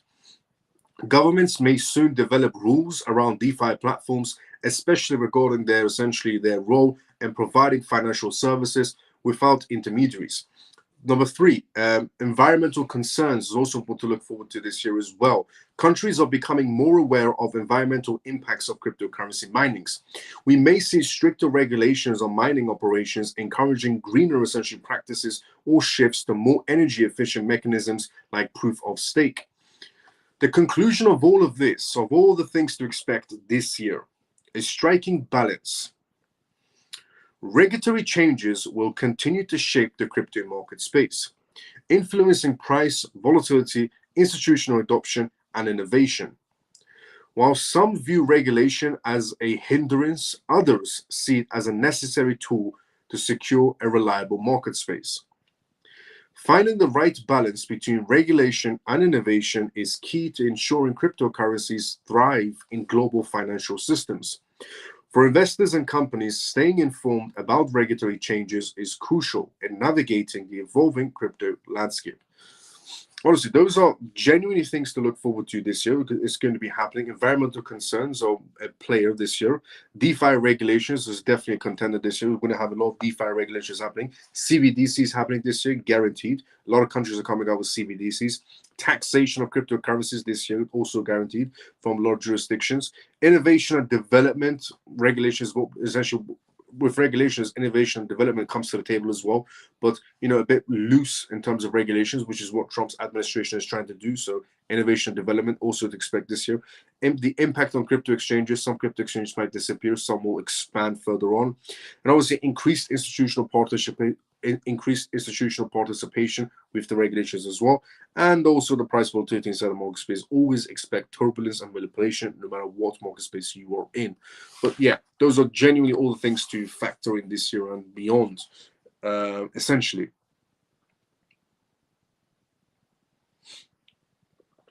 Now, what we're going to talk about next is Hong Kong, which is also relatable to what we just been talking about now. But before we talk about Hong Kong, especially Hong Kong's monetary authority, let's go inside the comment section first, and then we'll go through the Hong Kong Monetary Authority streamlining their banking service to DLT, distributed ledger technology, and bringing in the innovation sector. But before we go through that, let's go inside the comment section first. As I said previously, this is a live, which means if you do have any questions, put it outside the comment section. We're more than happy to answer any questions you may have. So let's see what's going on inside the comment section. Is it possible the statements of actually beginning of the new order? It's a speculation, is what I would say. Monaco, it's a speculation. Miles, I couldn't see ETH doing more than 4x in this bull market, so it was wise to change it for XRP, as I am not Michael Saylor. Fair enough. Fair enough, honestly. I got a feeling Senator Elizabeth Warren is behind Gary Gensler, the feds, and all of those trying to stifle crypto to line their own pockets now before Trump gets in. Makes sense. I mean, Senator Elizabeth Warren has always been trying to stifle the crypto space. She's always used fake metrics, essentially, regarding crypto space and so on, which she's been called out on, but people don't care, apparently, because they still voted Senator Elizabeth Warren in. Now, Hong Kong, but I agree with Mickey. I agree. Hong Kong. So this has just been announced today. Hong Kong's monetary authority to streamline banking with DLT innovation, distributed ledger technology. Hong Kong's banking service, in other words, is getting ready to go digital. The Hong Kong Monetary Authority is enhancing the banking sector by modernizing through distributed ledger technology to guide banks in adapting DLT solutions. This move highlights the country's commitment to utilizing blockchain innovation while managing related risks. At the FinTech 4, essentially, this was announced that the Hong Kong Monetary Authority is about to be launching a supervisory incompetent for DLT to help banks modernize and streamline their operations. As the banking industry continues to evolve, it's essential that we provide a supportive environment for innovation to thrive, said Arthur Yin, Deputy Chief Executive of the essentially Hong Kong Monetary Authority. He highlighted the initiative's broader goals and adding that the supervisory for DLT is a key component of strategies to foster essentially the developments of DLT-based banking solutions and that are safe, efficient, and beneficial to the industry and the wider community. Central to its initiative are two primary objectives: direct support for individual banks and collective push for industry-wide banking practices. Now, you might be thinking to yourself, what does this have any sort of relevance to crypto or cryptos that you're holding? Well, Hong Kong is very deep embedded within XRP, believe it or not. The majority of Hong Kong banks are essentially, they all have contracts going in with essentially Ripple. They have contracts going with Metico. There has been mentions of XRP and the XRP ledger. There has been mentions of CBDCs from Hong Kong, obviously, just like any other country that has. So Hong Kong getting ready for the next stage this year, especially regarding distributed ledger technology, is basically what XRP does, the XRP ledger in general, distributed ledger technology. Individual bank support. Participating banks will gain access to a dedicated Hong Kong Monetary Authority team. So any banks that decide to, bring on this new payment system will have a very special team from the Hong Kong Monetary Authority guiding them all the way through.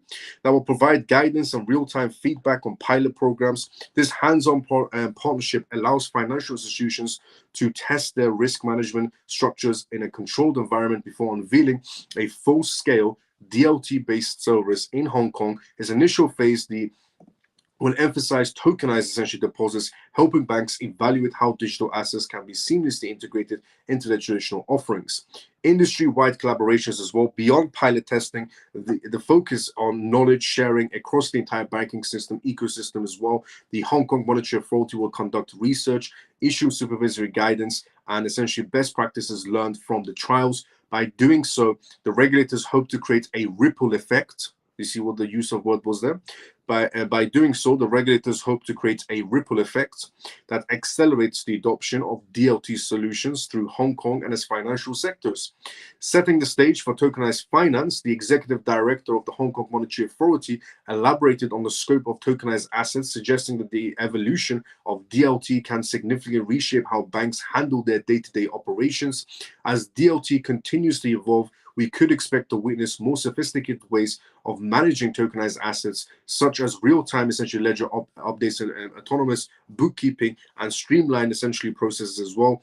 She also wanted to say this will ultimately enable new forms of transactions that are not feasible with traditional financial infrastructures. And Cho also essentially further emphasized that tokenizing real-world data could catalyze product innovation. By tokenizing the real-world data, banks can develop innovative financial essentially products with smart contracts tailored to the unique needs of the specific industries, unlocking new revenue streams. So Hong Kong's Monetary Authority pretty much getting ready with open arms in terms of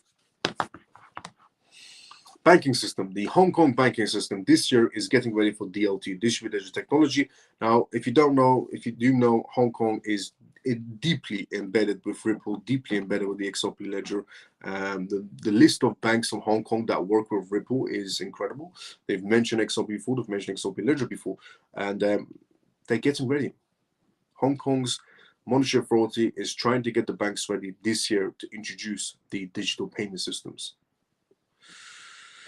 A lot of things are going to be happening this year. Too many things are going to be happening this year. I would have to say a perfect timing as well on Hong Kong getting ready to go digital, because yesterday was also announced that Bank of America has patent filings, and that how Bank of America, according to one CEO, has been doing domestic payments on using XRP in general. A lot of things are happening around XRP ledger, to be fairly honest. Now, moving on from the Hong Kong Monetary Authority's major announcement that they're going to DLT, we're going to be talking about something that's coming out today. It hasn't came out yet, but it's something that's coming out today that's going to impact the crypto space. So here it is. Get ready, if you're inside the crypto space, for key US data that could initiate cryptocurrency prices. January 10th, which is today, January 10th marks a significant day for cryptocurrencies, with a critical data set to be released shortly. The importance of the Federal Reserve's interest rate cuts for cryptocurrencies has been extensively discussed. This December meeting was particularly disappointing for the market expectations. As the crucial data release approaches, questions arise. Why are these numbers so essential, and what are the forecasts for cryptocurrencies seeing rise? So data reports we're going to be getting essentially today are going to be, are we going to get rate cuts? Yes or no? An actual answer is what we're supposed to be getting. Instead, Jerome Powell might extend, but today we should be getting some sort of a report coming out of rate cuts. Yes or no? So, for example, since January 5th, we have emphasized the importance of this Friday. The JOLTS data released on Tuesday caused a significant drop in cryptocurrencies. That was the job reports essentially that came out. And however, the ADP employment change data released on Wednesday provided some relief for the market space. The market was briefly shaken by insider information regarding the sale of Silk Road BTC as well. These are back-to-back that essentially happened, but today we're going to get another announcement coming up. And we have previously noted that Wednesday's data serves as a leading indicator for the non-farm essentially payroll figures. Two critical pieces of information will be released shortly. One that's going to be released today is the US unemployment rate and the non-farm essentially employments. Both metrics will be published exactly 1 hour before the US market opens. In market analysis essentially released by traders, it was also suggested that a significant upturn might begin towards the end of the month, while the current period will likely remain uneventful. The analyst also pointed out the importance of monitoring specific triangle patterns as a potential indicator for the breakouts. Now, if BTC favorable movements is delayed until the end of January, there won't be any sort of surprise as watching the charts and so on moving forward. Now, what I'm mostly essentially interested about is what's coming out today. We're going to get two data reports coming out today. One is the US unemployment rate, and the second one is the non-farm employment rate. If they come out bad, it's a positive for the crypto, depends on how bad. But if they come out good, then it's always negative for the crypto space. And also an indication of are we going to get rate cuts is on the books, is on the table as well. So today, two key data reports are coming up. Either the crypto space is going to go green or red, in the most simplest way to put it, either bullish or bearish. So let's see what's going to happen. It's going to happen 1 hour before the stock market opens up, before the market opens its doors, 1 hour before. We're going to get these reports coming in today. Now, CFTC is what we're going to be talking about next. So moving on from the two crucial reports that everybody should be looking out for today to the CFTC news. CFTC, also the CFTC chairman, Rostam Benham, has said he's resigning January 20th as well. Now, CFTC's chairman, Rostam Benham, has been quite a positive person for the crypto space, even though he's done some swings here and there, but nothing like Gary Gensler, essentially. But the CFTC today has sent a subpoena to Coinbase, which odd, but there's a reason why they sent a subpoena to Coinbase. Now, Polymarket is a betting platform inside the blockchain space that some people might be very familiar with. And you could bet on who's the next president of any country, who's the next prime minister, or whatever you want to bet on. And that's the reason why Coinbase has been subpoenaed. So Coinbase, one of the largest cryptocurrency exchanges in the United States, has been served a subpoena by the Commodities Futures and Trading Commission, CFTC, today, requesting customer data related to its Polymarket prediction market space. According to a source with knowledge on the matter, the subpoena, essentially unsealed today, seeks public customer information tied to Polymarket, a blockchain-based prediction platform that has been gaining traction ahead of November's election. If you are somebody that used Polymarket to put bets down on who's the next president or who's the next prime minister, or any bets down on Polymarket, and you did it through Coinbase, Coinbase is about to be handing over your information to the CFTC, and by the looks of it, also to the FBI. A screenshot, essentially, of an email sent from Coinbase to specific users regarding CFTC request was shared on X, formerly Twitter, essentially, by Eric Connor, for example, founder of Ethereum information site ETHHub. The email advised users that Coinbase may be required to submit information to CFTC due to upcoming regulatory procedures. Connor declined to comment on whether he personally uses Polymarket platform. A source confirmed that CFTC subpoena is real and is linked to Polymarket, a platform essentially that launched in 2020 and allows users to make predictions on the outcomes of events ranging from sports to politics. Polymarket rose to fame with its predictions of Donald Trump's re-election campaign, and that is the only reason the Biden administration wasted the FBI's time on going after somebody that created Polymarket. There are actual, and I mean there are actual criminals everywhere in the world, to be fairly honest, but there are actual criminals in America. And instead of the FBI doing their job, finding and tracking down criminals, the Biden administration used the FBI to track down the founder of Polymarket, who, by the way, did nothing illegal in any sort of a way, and was released straight after. Genuinely, imagine that one. Just because Trump won. So this situation with Polymarket was, Polymarket essentially the platform for betting of sports or politics or whatever.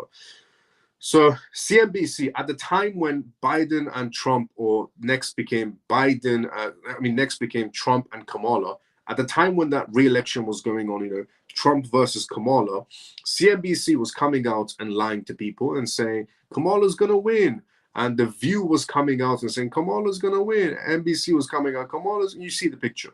Everybody and every news channel was coming out and saying, every celebrity, every news channel was coming out and saying, Kamala's going to win. People are voting for Kamala. But Polymarket was showing a different story. Polymarket was showing Trump winning by a mile. And after the election was done, they decided to raid, using the FBI, the house of the guy who created Polymarket, a betting website on the blockchain space. which just incredible. I mean, the things that Biden's administration do just out of spite, it just blows my mind sometimes. That these are politicians, not just politicians, but these are adults that act like children. Honestly, Biden's administration are supposed to be adults. But why they're acting like children makes no sense. Because just to raid somebody's house out of spite, because they were showing accurate results of what people are really voting for, you didn't like that. So you decided to arrest the founder of a polymarket website that's showing actual results of who people are really going to be voting for. Because CNBC, The View, every news channel was saying Kamala's going to win, Kamala's going to win. Every celebrity who is obviously, either on the Epstein list or Diddy's party list, coming out and saying Kamala's going to win. But then you have Polymarket showing the real results, and they don't like that. So that is the only reason that Coinbase right now is being subpoenaed by the CFTC, because they want to know who was betting on Polymarket's website using Coinbase. This is, by the way, the party of peace, apparently. The Biden administration and the Kamala people are supposed to be, in their words, the party of peace. In my words, it's the party of morons, honestly.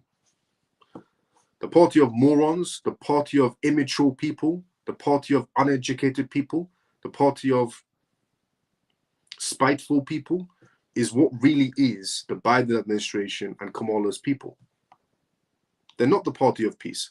They're not the party of morals. They're not the party of educated people. They're the party of uneducated, immoral, moronic, I'm about to say what I can't say on here, but that's what they really are. They're spiteful people that try to, just honestly, the things that they pull sometimes, it's just crazy. But yeah, if you were somebody that used Coinbase to bet on Polymarket, your information is about to be handed over to the CFTC and possibly to the FBI maybe later on, which is crazy. Absolutely crazy.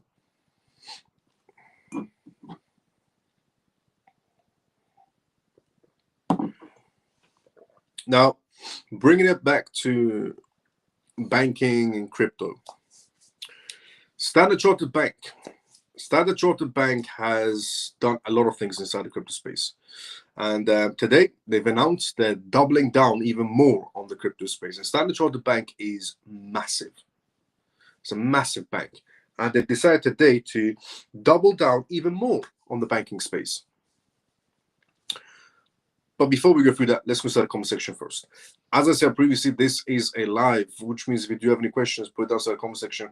We're more than happy to answer any questions you may have. So let's see what's going on here, and then we'll go straight into Standard Chartered Bank news. Miles, is this MDT hot better than the others? MDT hot, yeah, I would say. In that category, yes, definitely.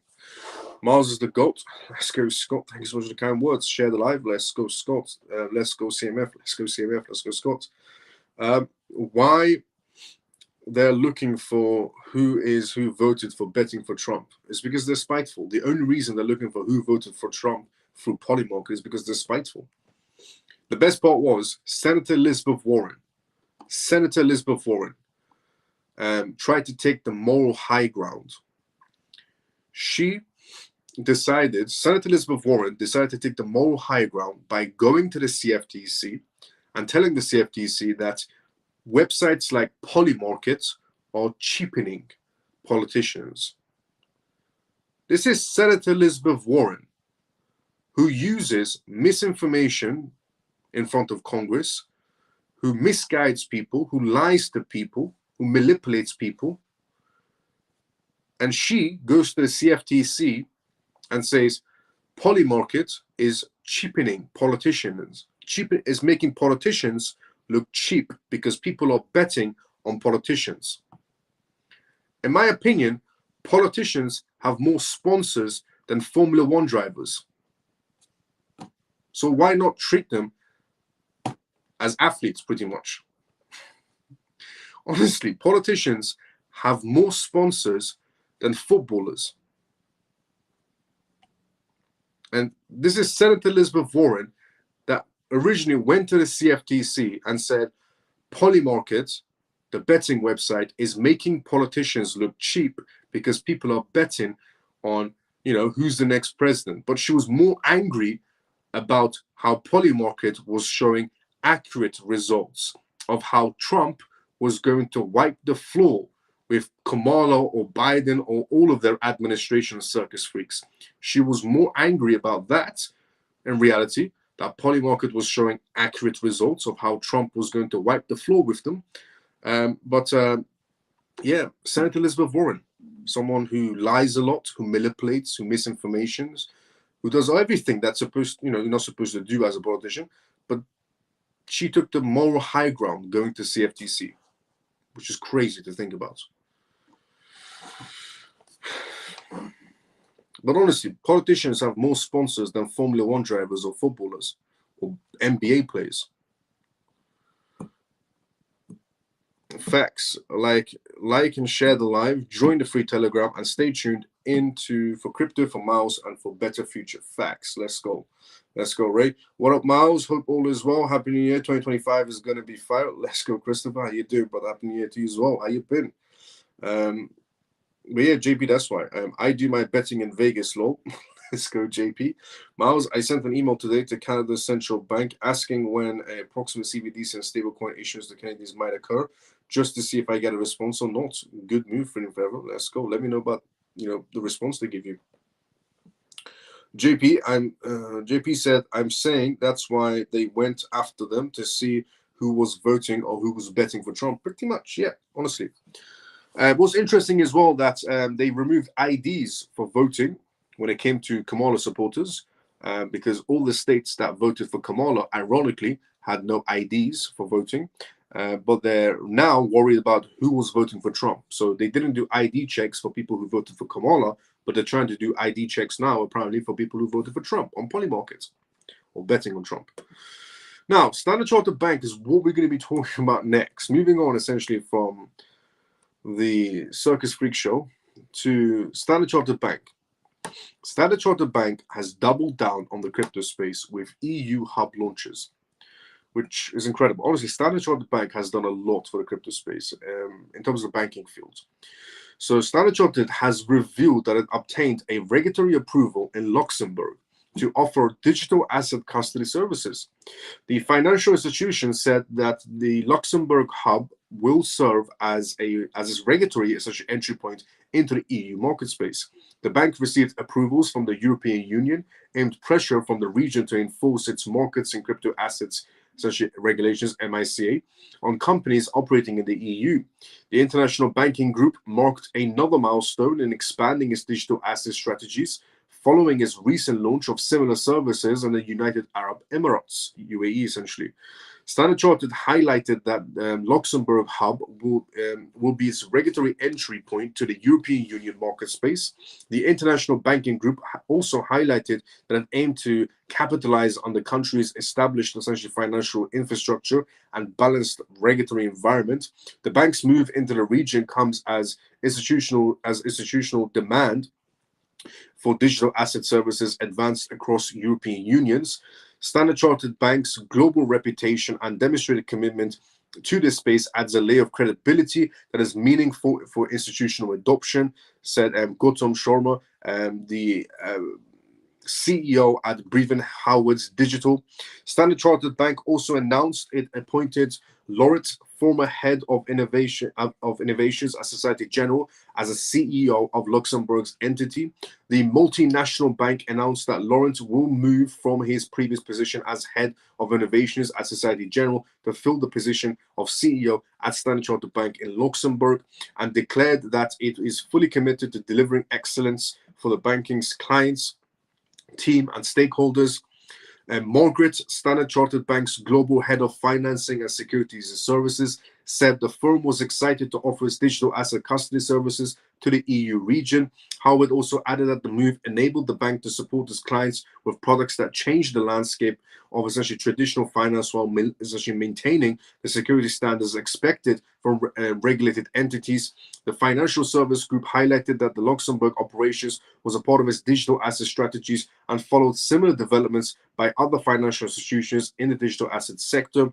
The bank runs its crypto arm, Zodiac Markets, which recently announced plans essentially to acquire Elwood Capital Management Ltd and the digital essentially assets over-the-counter OTC trading divisions of Elwood Technologies. And Zodiac Markets claimed that the deal aimed to strengthen its regulated presence and improve its services for institutions and clients globally. The bank's also crypto arm also revealed that its acquisition aligned with Elwood's intentions to focus exclusively on digital assets and executions and portfolio management softwares while diversifying its OTC trading business. Look, Standard Chartered Bank has done a lot of things, and this one is an interesting one as well, but it also shows the confidence. What Standard Chartered Bank has done is add more confidence to the MiCA regulations, because the moment the MiCA regulations were implemented at the end of last year, and continuing forward, we're going to get a little bit more coming in from the MiCA regulations. But companies like Tether started, spreading, my personal preference. They started spreading essentially news, stating things like how the MiCA regulations is going to fail because they're being too strict or too harsh or so on. And then you have massive banks coming in like Standard Chartered Bank saying that we're going to bring some crypto hubness to the EU, getting a license in Luxembourg essentially to operate in. It's just bringing more confidence to the table. Another massive bank entering the crypto space even more, doubling down in their own words, which is incredible to see because they already have a crypto department. Standard Chartered Bank is a partner of Ripple, by the way, through Metico. Standard Chartered Bank also has a crypto arm called Zodiac Markets. Their crypto arm, Zodiac Markets, is also a partner of Ripple and Metico. So a partner of Metico through Ripple. Part of Metico essentially connected to Ripple. But Standard Chartered Bank mentioning the words doubling down and so on, amazing to hear. Brings a lot of confidence to the table, and it shows what this year is going to be about. This year is all about regulations, institutional confidence, and institutional money, essentially. Now, what we're going to be talking about next is tokenization. But tokenization from Dubai, from the United Arab Emirates, essentially, and it's Dubai's biggest, or one of essentially the United Arab Emirates' biggest, or even you can say one of the biggest construction companies in the Middle East, in Saudi Arabia, essentially, Kuwait, Bahrain, Qatar, United Arab Emirates. One of the biggest construction companies, real estate construction companies, is Damaco. And Damaco essentially, they might pronounce it something else in Arabic, but Damaco essentially has partnered with a blockchain company, and it's the biggest pretty much construction company out there. In a notable development in the tokenization sector, Bitcoin recently experienced a decline of hitting a low of $91,800, which has also essentially impacted altcoin values. Nevertheless, companies committed to long-term strategies continue to advance. A significant agreement was finalized today between this particular crypto project and Damaco Group. And the crypto project is MANTRA,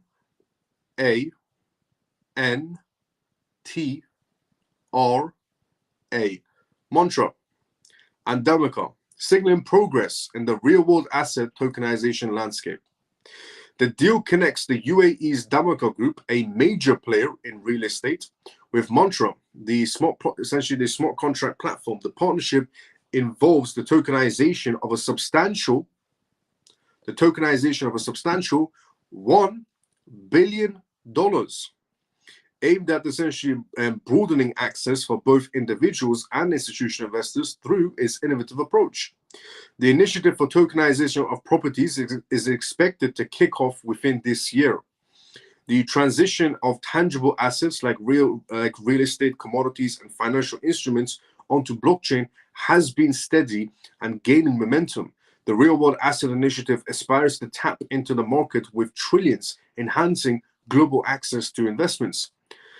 Diverse advantages of tokenizations, enhanced security and transparency for investors, increased accessibility to a wider range of investment opportunities, and potential for rapid growth in tokenized bond markets, and blockchain's ability to streamline transactions across borders. Now, Emir, the CEO of Damaco Group, emphasized the benefits of essentially stating that tokenized assets will offer a practical and clear pathway for investors seeking essentially varied opportunities. As the competition heats up in the tokenized bond sector, the valuation of these digital tokens is surging, essentially hinting at a future where various assets could be traded seamlessly via blockchain technology. Now, the construction company based out of the UAE is investing $1 billion into the tokenization project, and they're partnered with a crypto project today that they signed with Montra. Now, the money hasn't entered into essentially Montra yet. It's going to be entering in it probably soon, because they did say it is this year, and the contract was signed today. But they're also going to be pumping it with more money. So if you do want to go check it out, just if you want to, go and check out Montra. It's an established crypto project that's been inside the crypto space for a while. Obviously, it's down right now, following the rest of the crypto market space. But if you want to go check it out, go check it out. Now,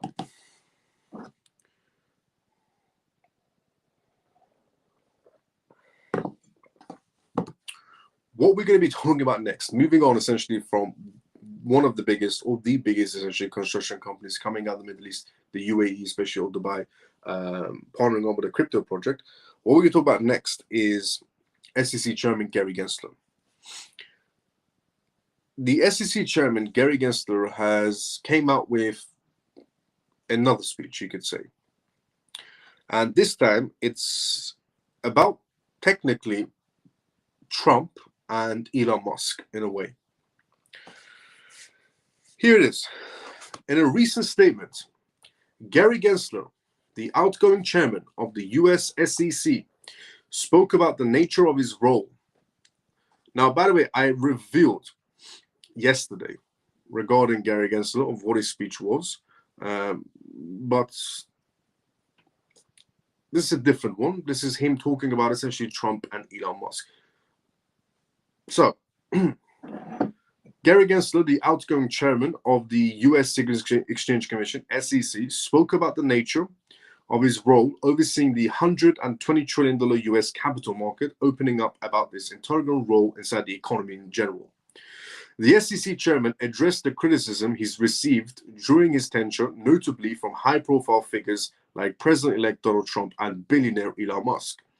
Apparently, Gary Gensler has had enough, and he wanted to speak out. He wanted to speak out about this matter of Donald Trump saying he's going to fire him, which he's resigning by himself anyways, and Elon Musk also making fun of him. So, in an interview with Bloomberg, Gary Gensler recalled a quote from the former Secretary of State, Hillary Clinton. So you can pretty much see why Gary Gensler is useless. Because if you're somebody that's using quotes to live by from former Senator of State Hillary Clinton, who is as useless as Biden, or as Kamala. So honestly, if you're someone that's living by quotes from Hillary Clinton, he said, this was Hillary Clinton's essentially quote, and what essentially Gary Gensler lives by: if you're not willing to be attacked, you can't go into the public square and debate policies, is what Gary Gensler said. And this role is about overseeing the capital markets, he said, that touch everything in our economy. It's about raising money for most of what we do and how people save. Slow the BS is what it is. Gary Gensler also said, I feel terrific about it. Gary Gensler feels terrific about what he has caused inside the crypto space. Even if for a second you thought maybe Gary Gensler will come to his senses last minute. No chance. Gary Gensler, in his own words, he said, I feel, when he was asked about what you've caused and so on, he said, I feel terrific about it. He said that such attacks are a part of the process in a democracy, especially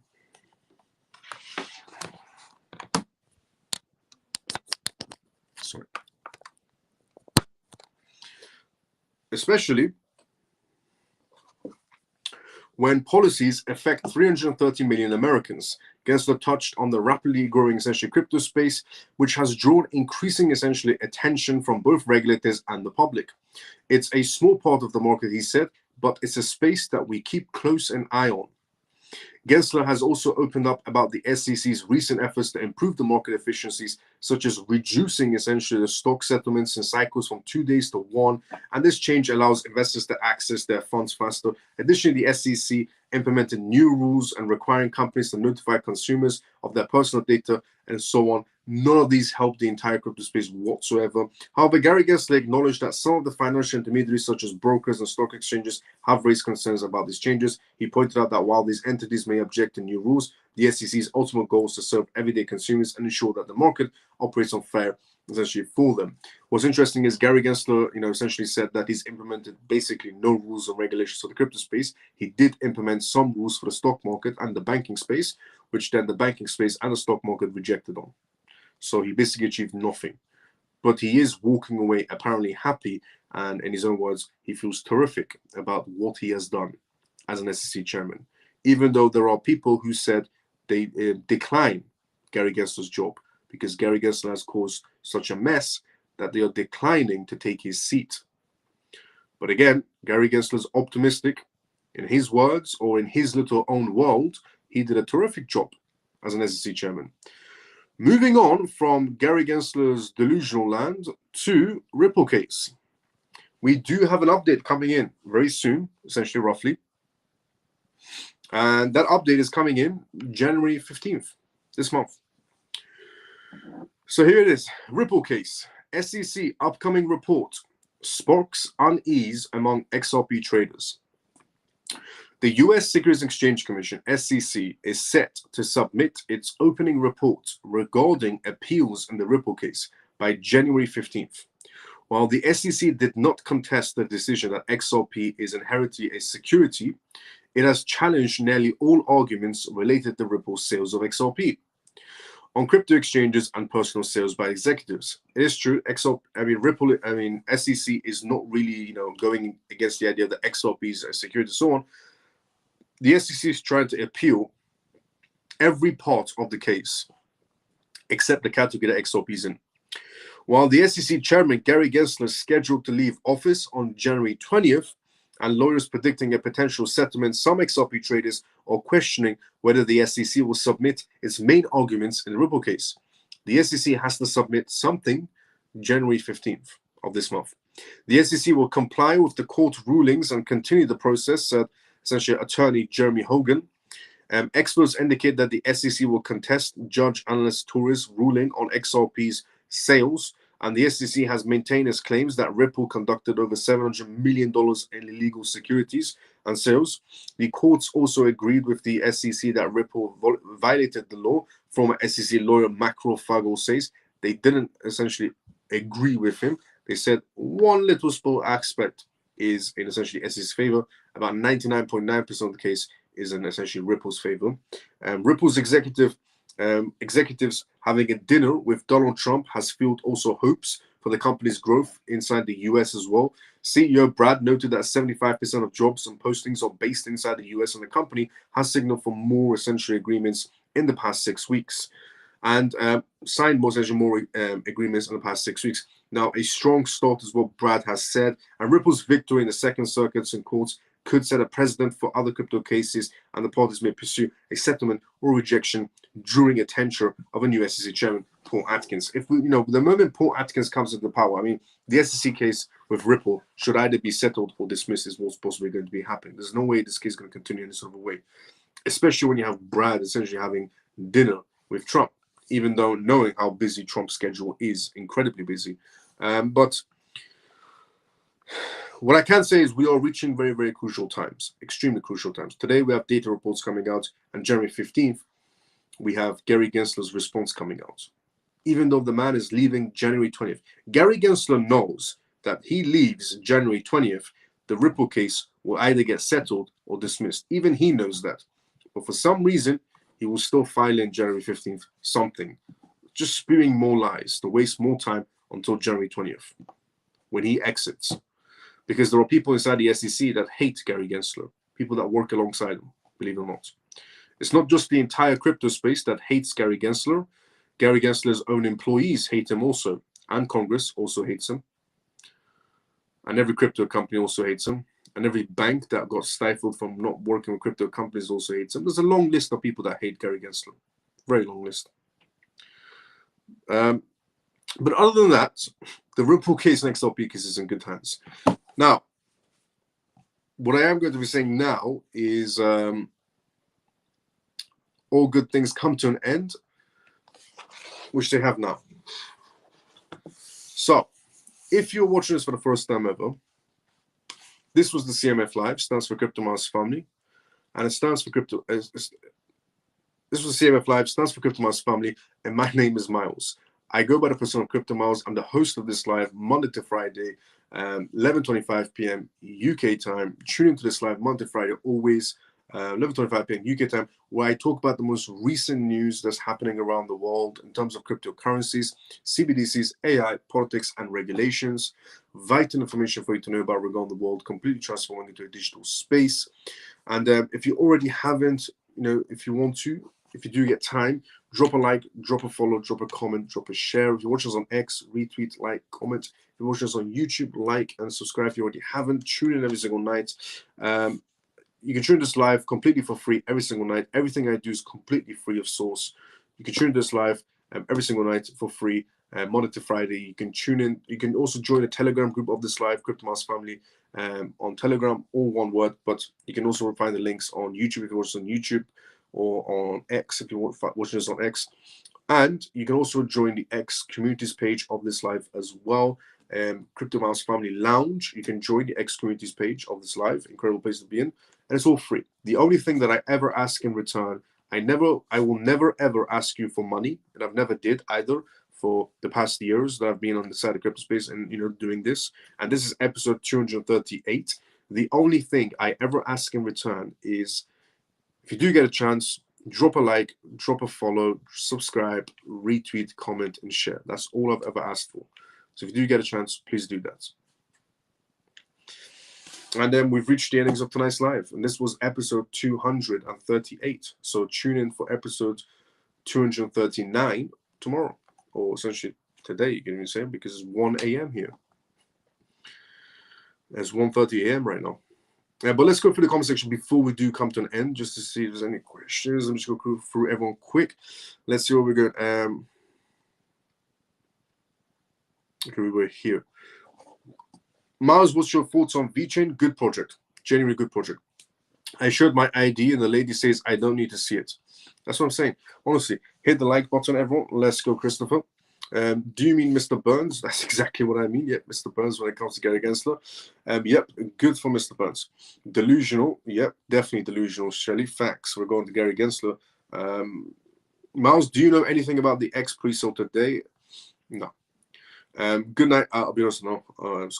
Good night, Miles, and good night, CMF family, and all the best to come on his new business venture. Good luck, brother. Let's go, Funky brother. Davey, see you tomorrow sometimes as usual as well. Funky brother, see you tomorrow sometimes as usual as well. Great news tonight. Have a good night, Miles. Peg, see you tomorrow sometimes as usual as well. Thank you, Miles, for the update and great work you've been putting out for us. Let's go, Mike. Mike, see you tomorrow brother, sometimes as usual as well. Good night, Miles and CMF. Troy, see you tomorrow sometimes as usual as well. Thanks, legend. Night and day, CMFs. So much insight. Appreciate all you do for us. Shelley, thanks so much for the kind words. And see you tomorrow sometimes as usual as well. Night, Miles and CMF. Pablo, see you tomorrow sometimes as usual as well. Good night, Miles.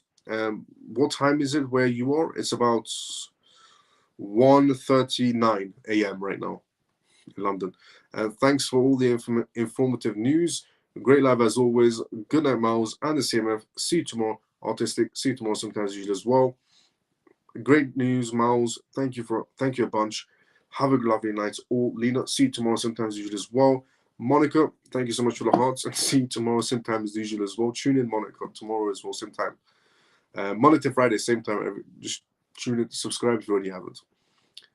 Thanks again, Miles. Hope you get a good sleep. Good night, CMF. Ghost Runner, see you tomorrow sometimes as usual as well. Good night, Miles and CMF. Thanks for all the information live. I will keep you informed about the email. Let's go freedom forever. Good night, Miles, and all the CMF. Thank you for all the news and a great live. Let's go, essentially, JP. Ray, let's go. See you tomorrow sometimes as usual as well. Good night. Ginos, good night. All, let's go. Christopher, thank you so much for the $10 donation. That's going straight towards setting up the CMF hedge fund. Incredible. Thanks so much for the $10 donation as well. I will be seeing everybody tomorrow, same timing as usual. If you already haven't, drop a like, comment, share, subscribe, follow, retweet. And let's boost this live and boost this family every single night. And honestly, Christopher, once again, thank you so much for the $10 donation. You don't have to, but thank you so much for the $10 donation. Much love as well. Night all, Susie. See you tomorrow, same time as usual. I will be seeing everybody tomorrow, same timing as usual. Everybody have a great day or a good night, depending on where you are around the world. See everybody tomorrow, same time as usual. CMF, everyone have a great day or a good night, depending on where you're around the world. See you tomorrow.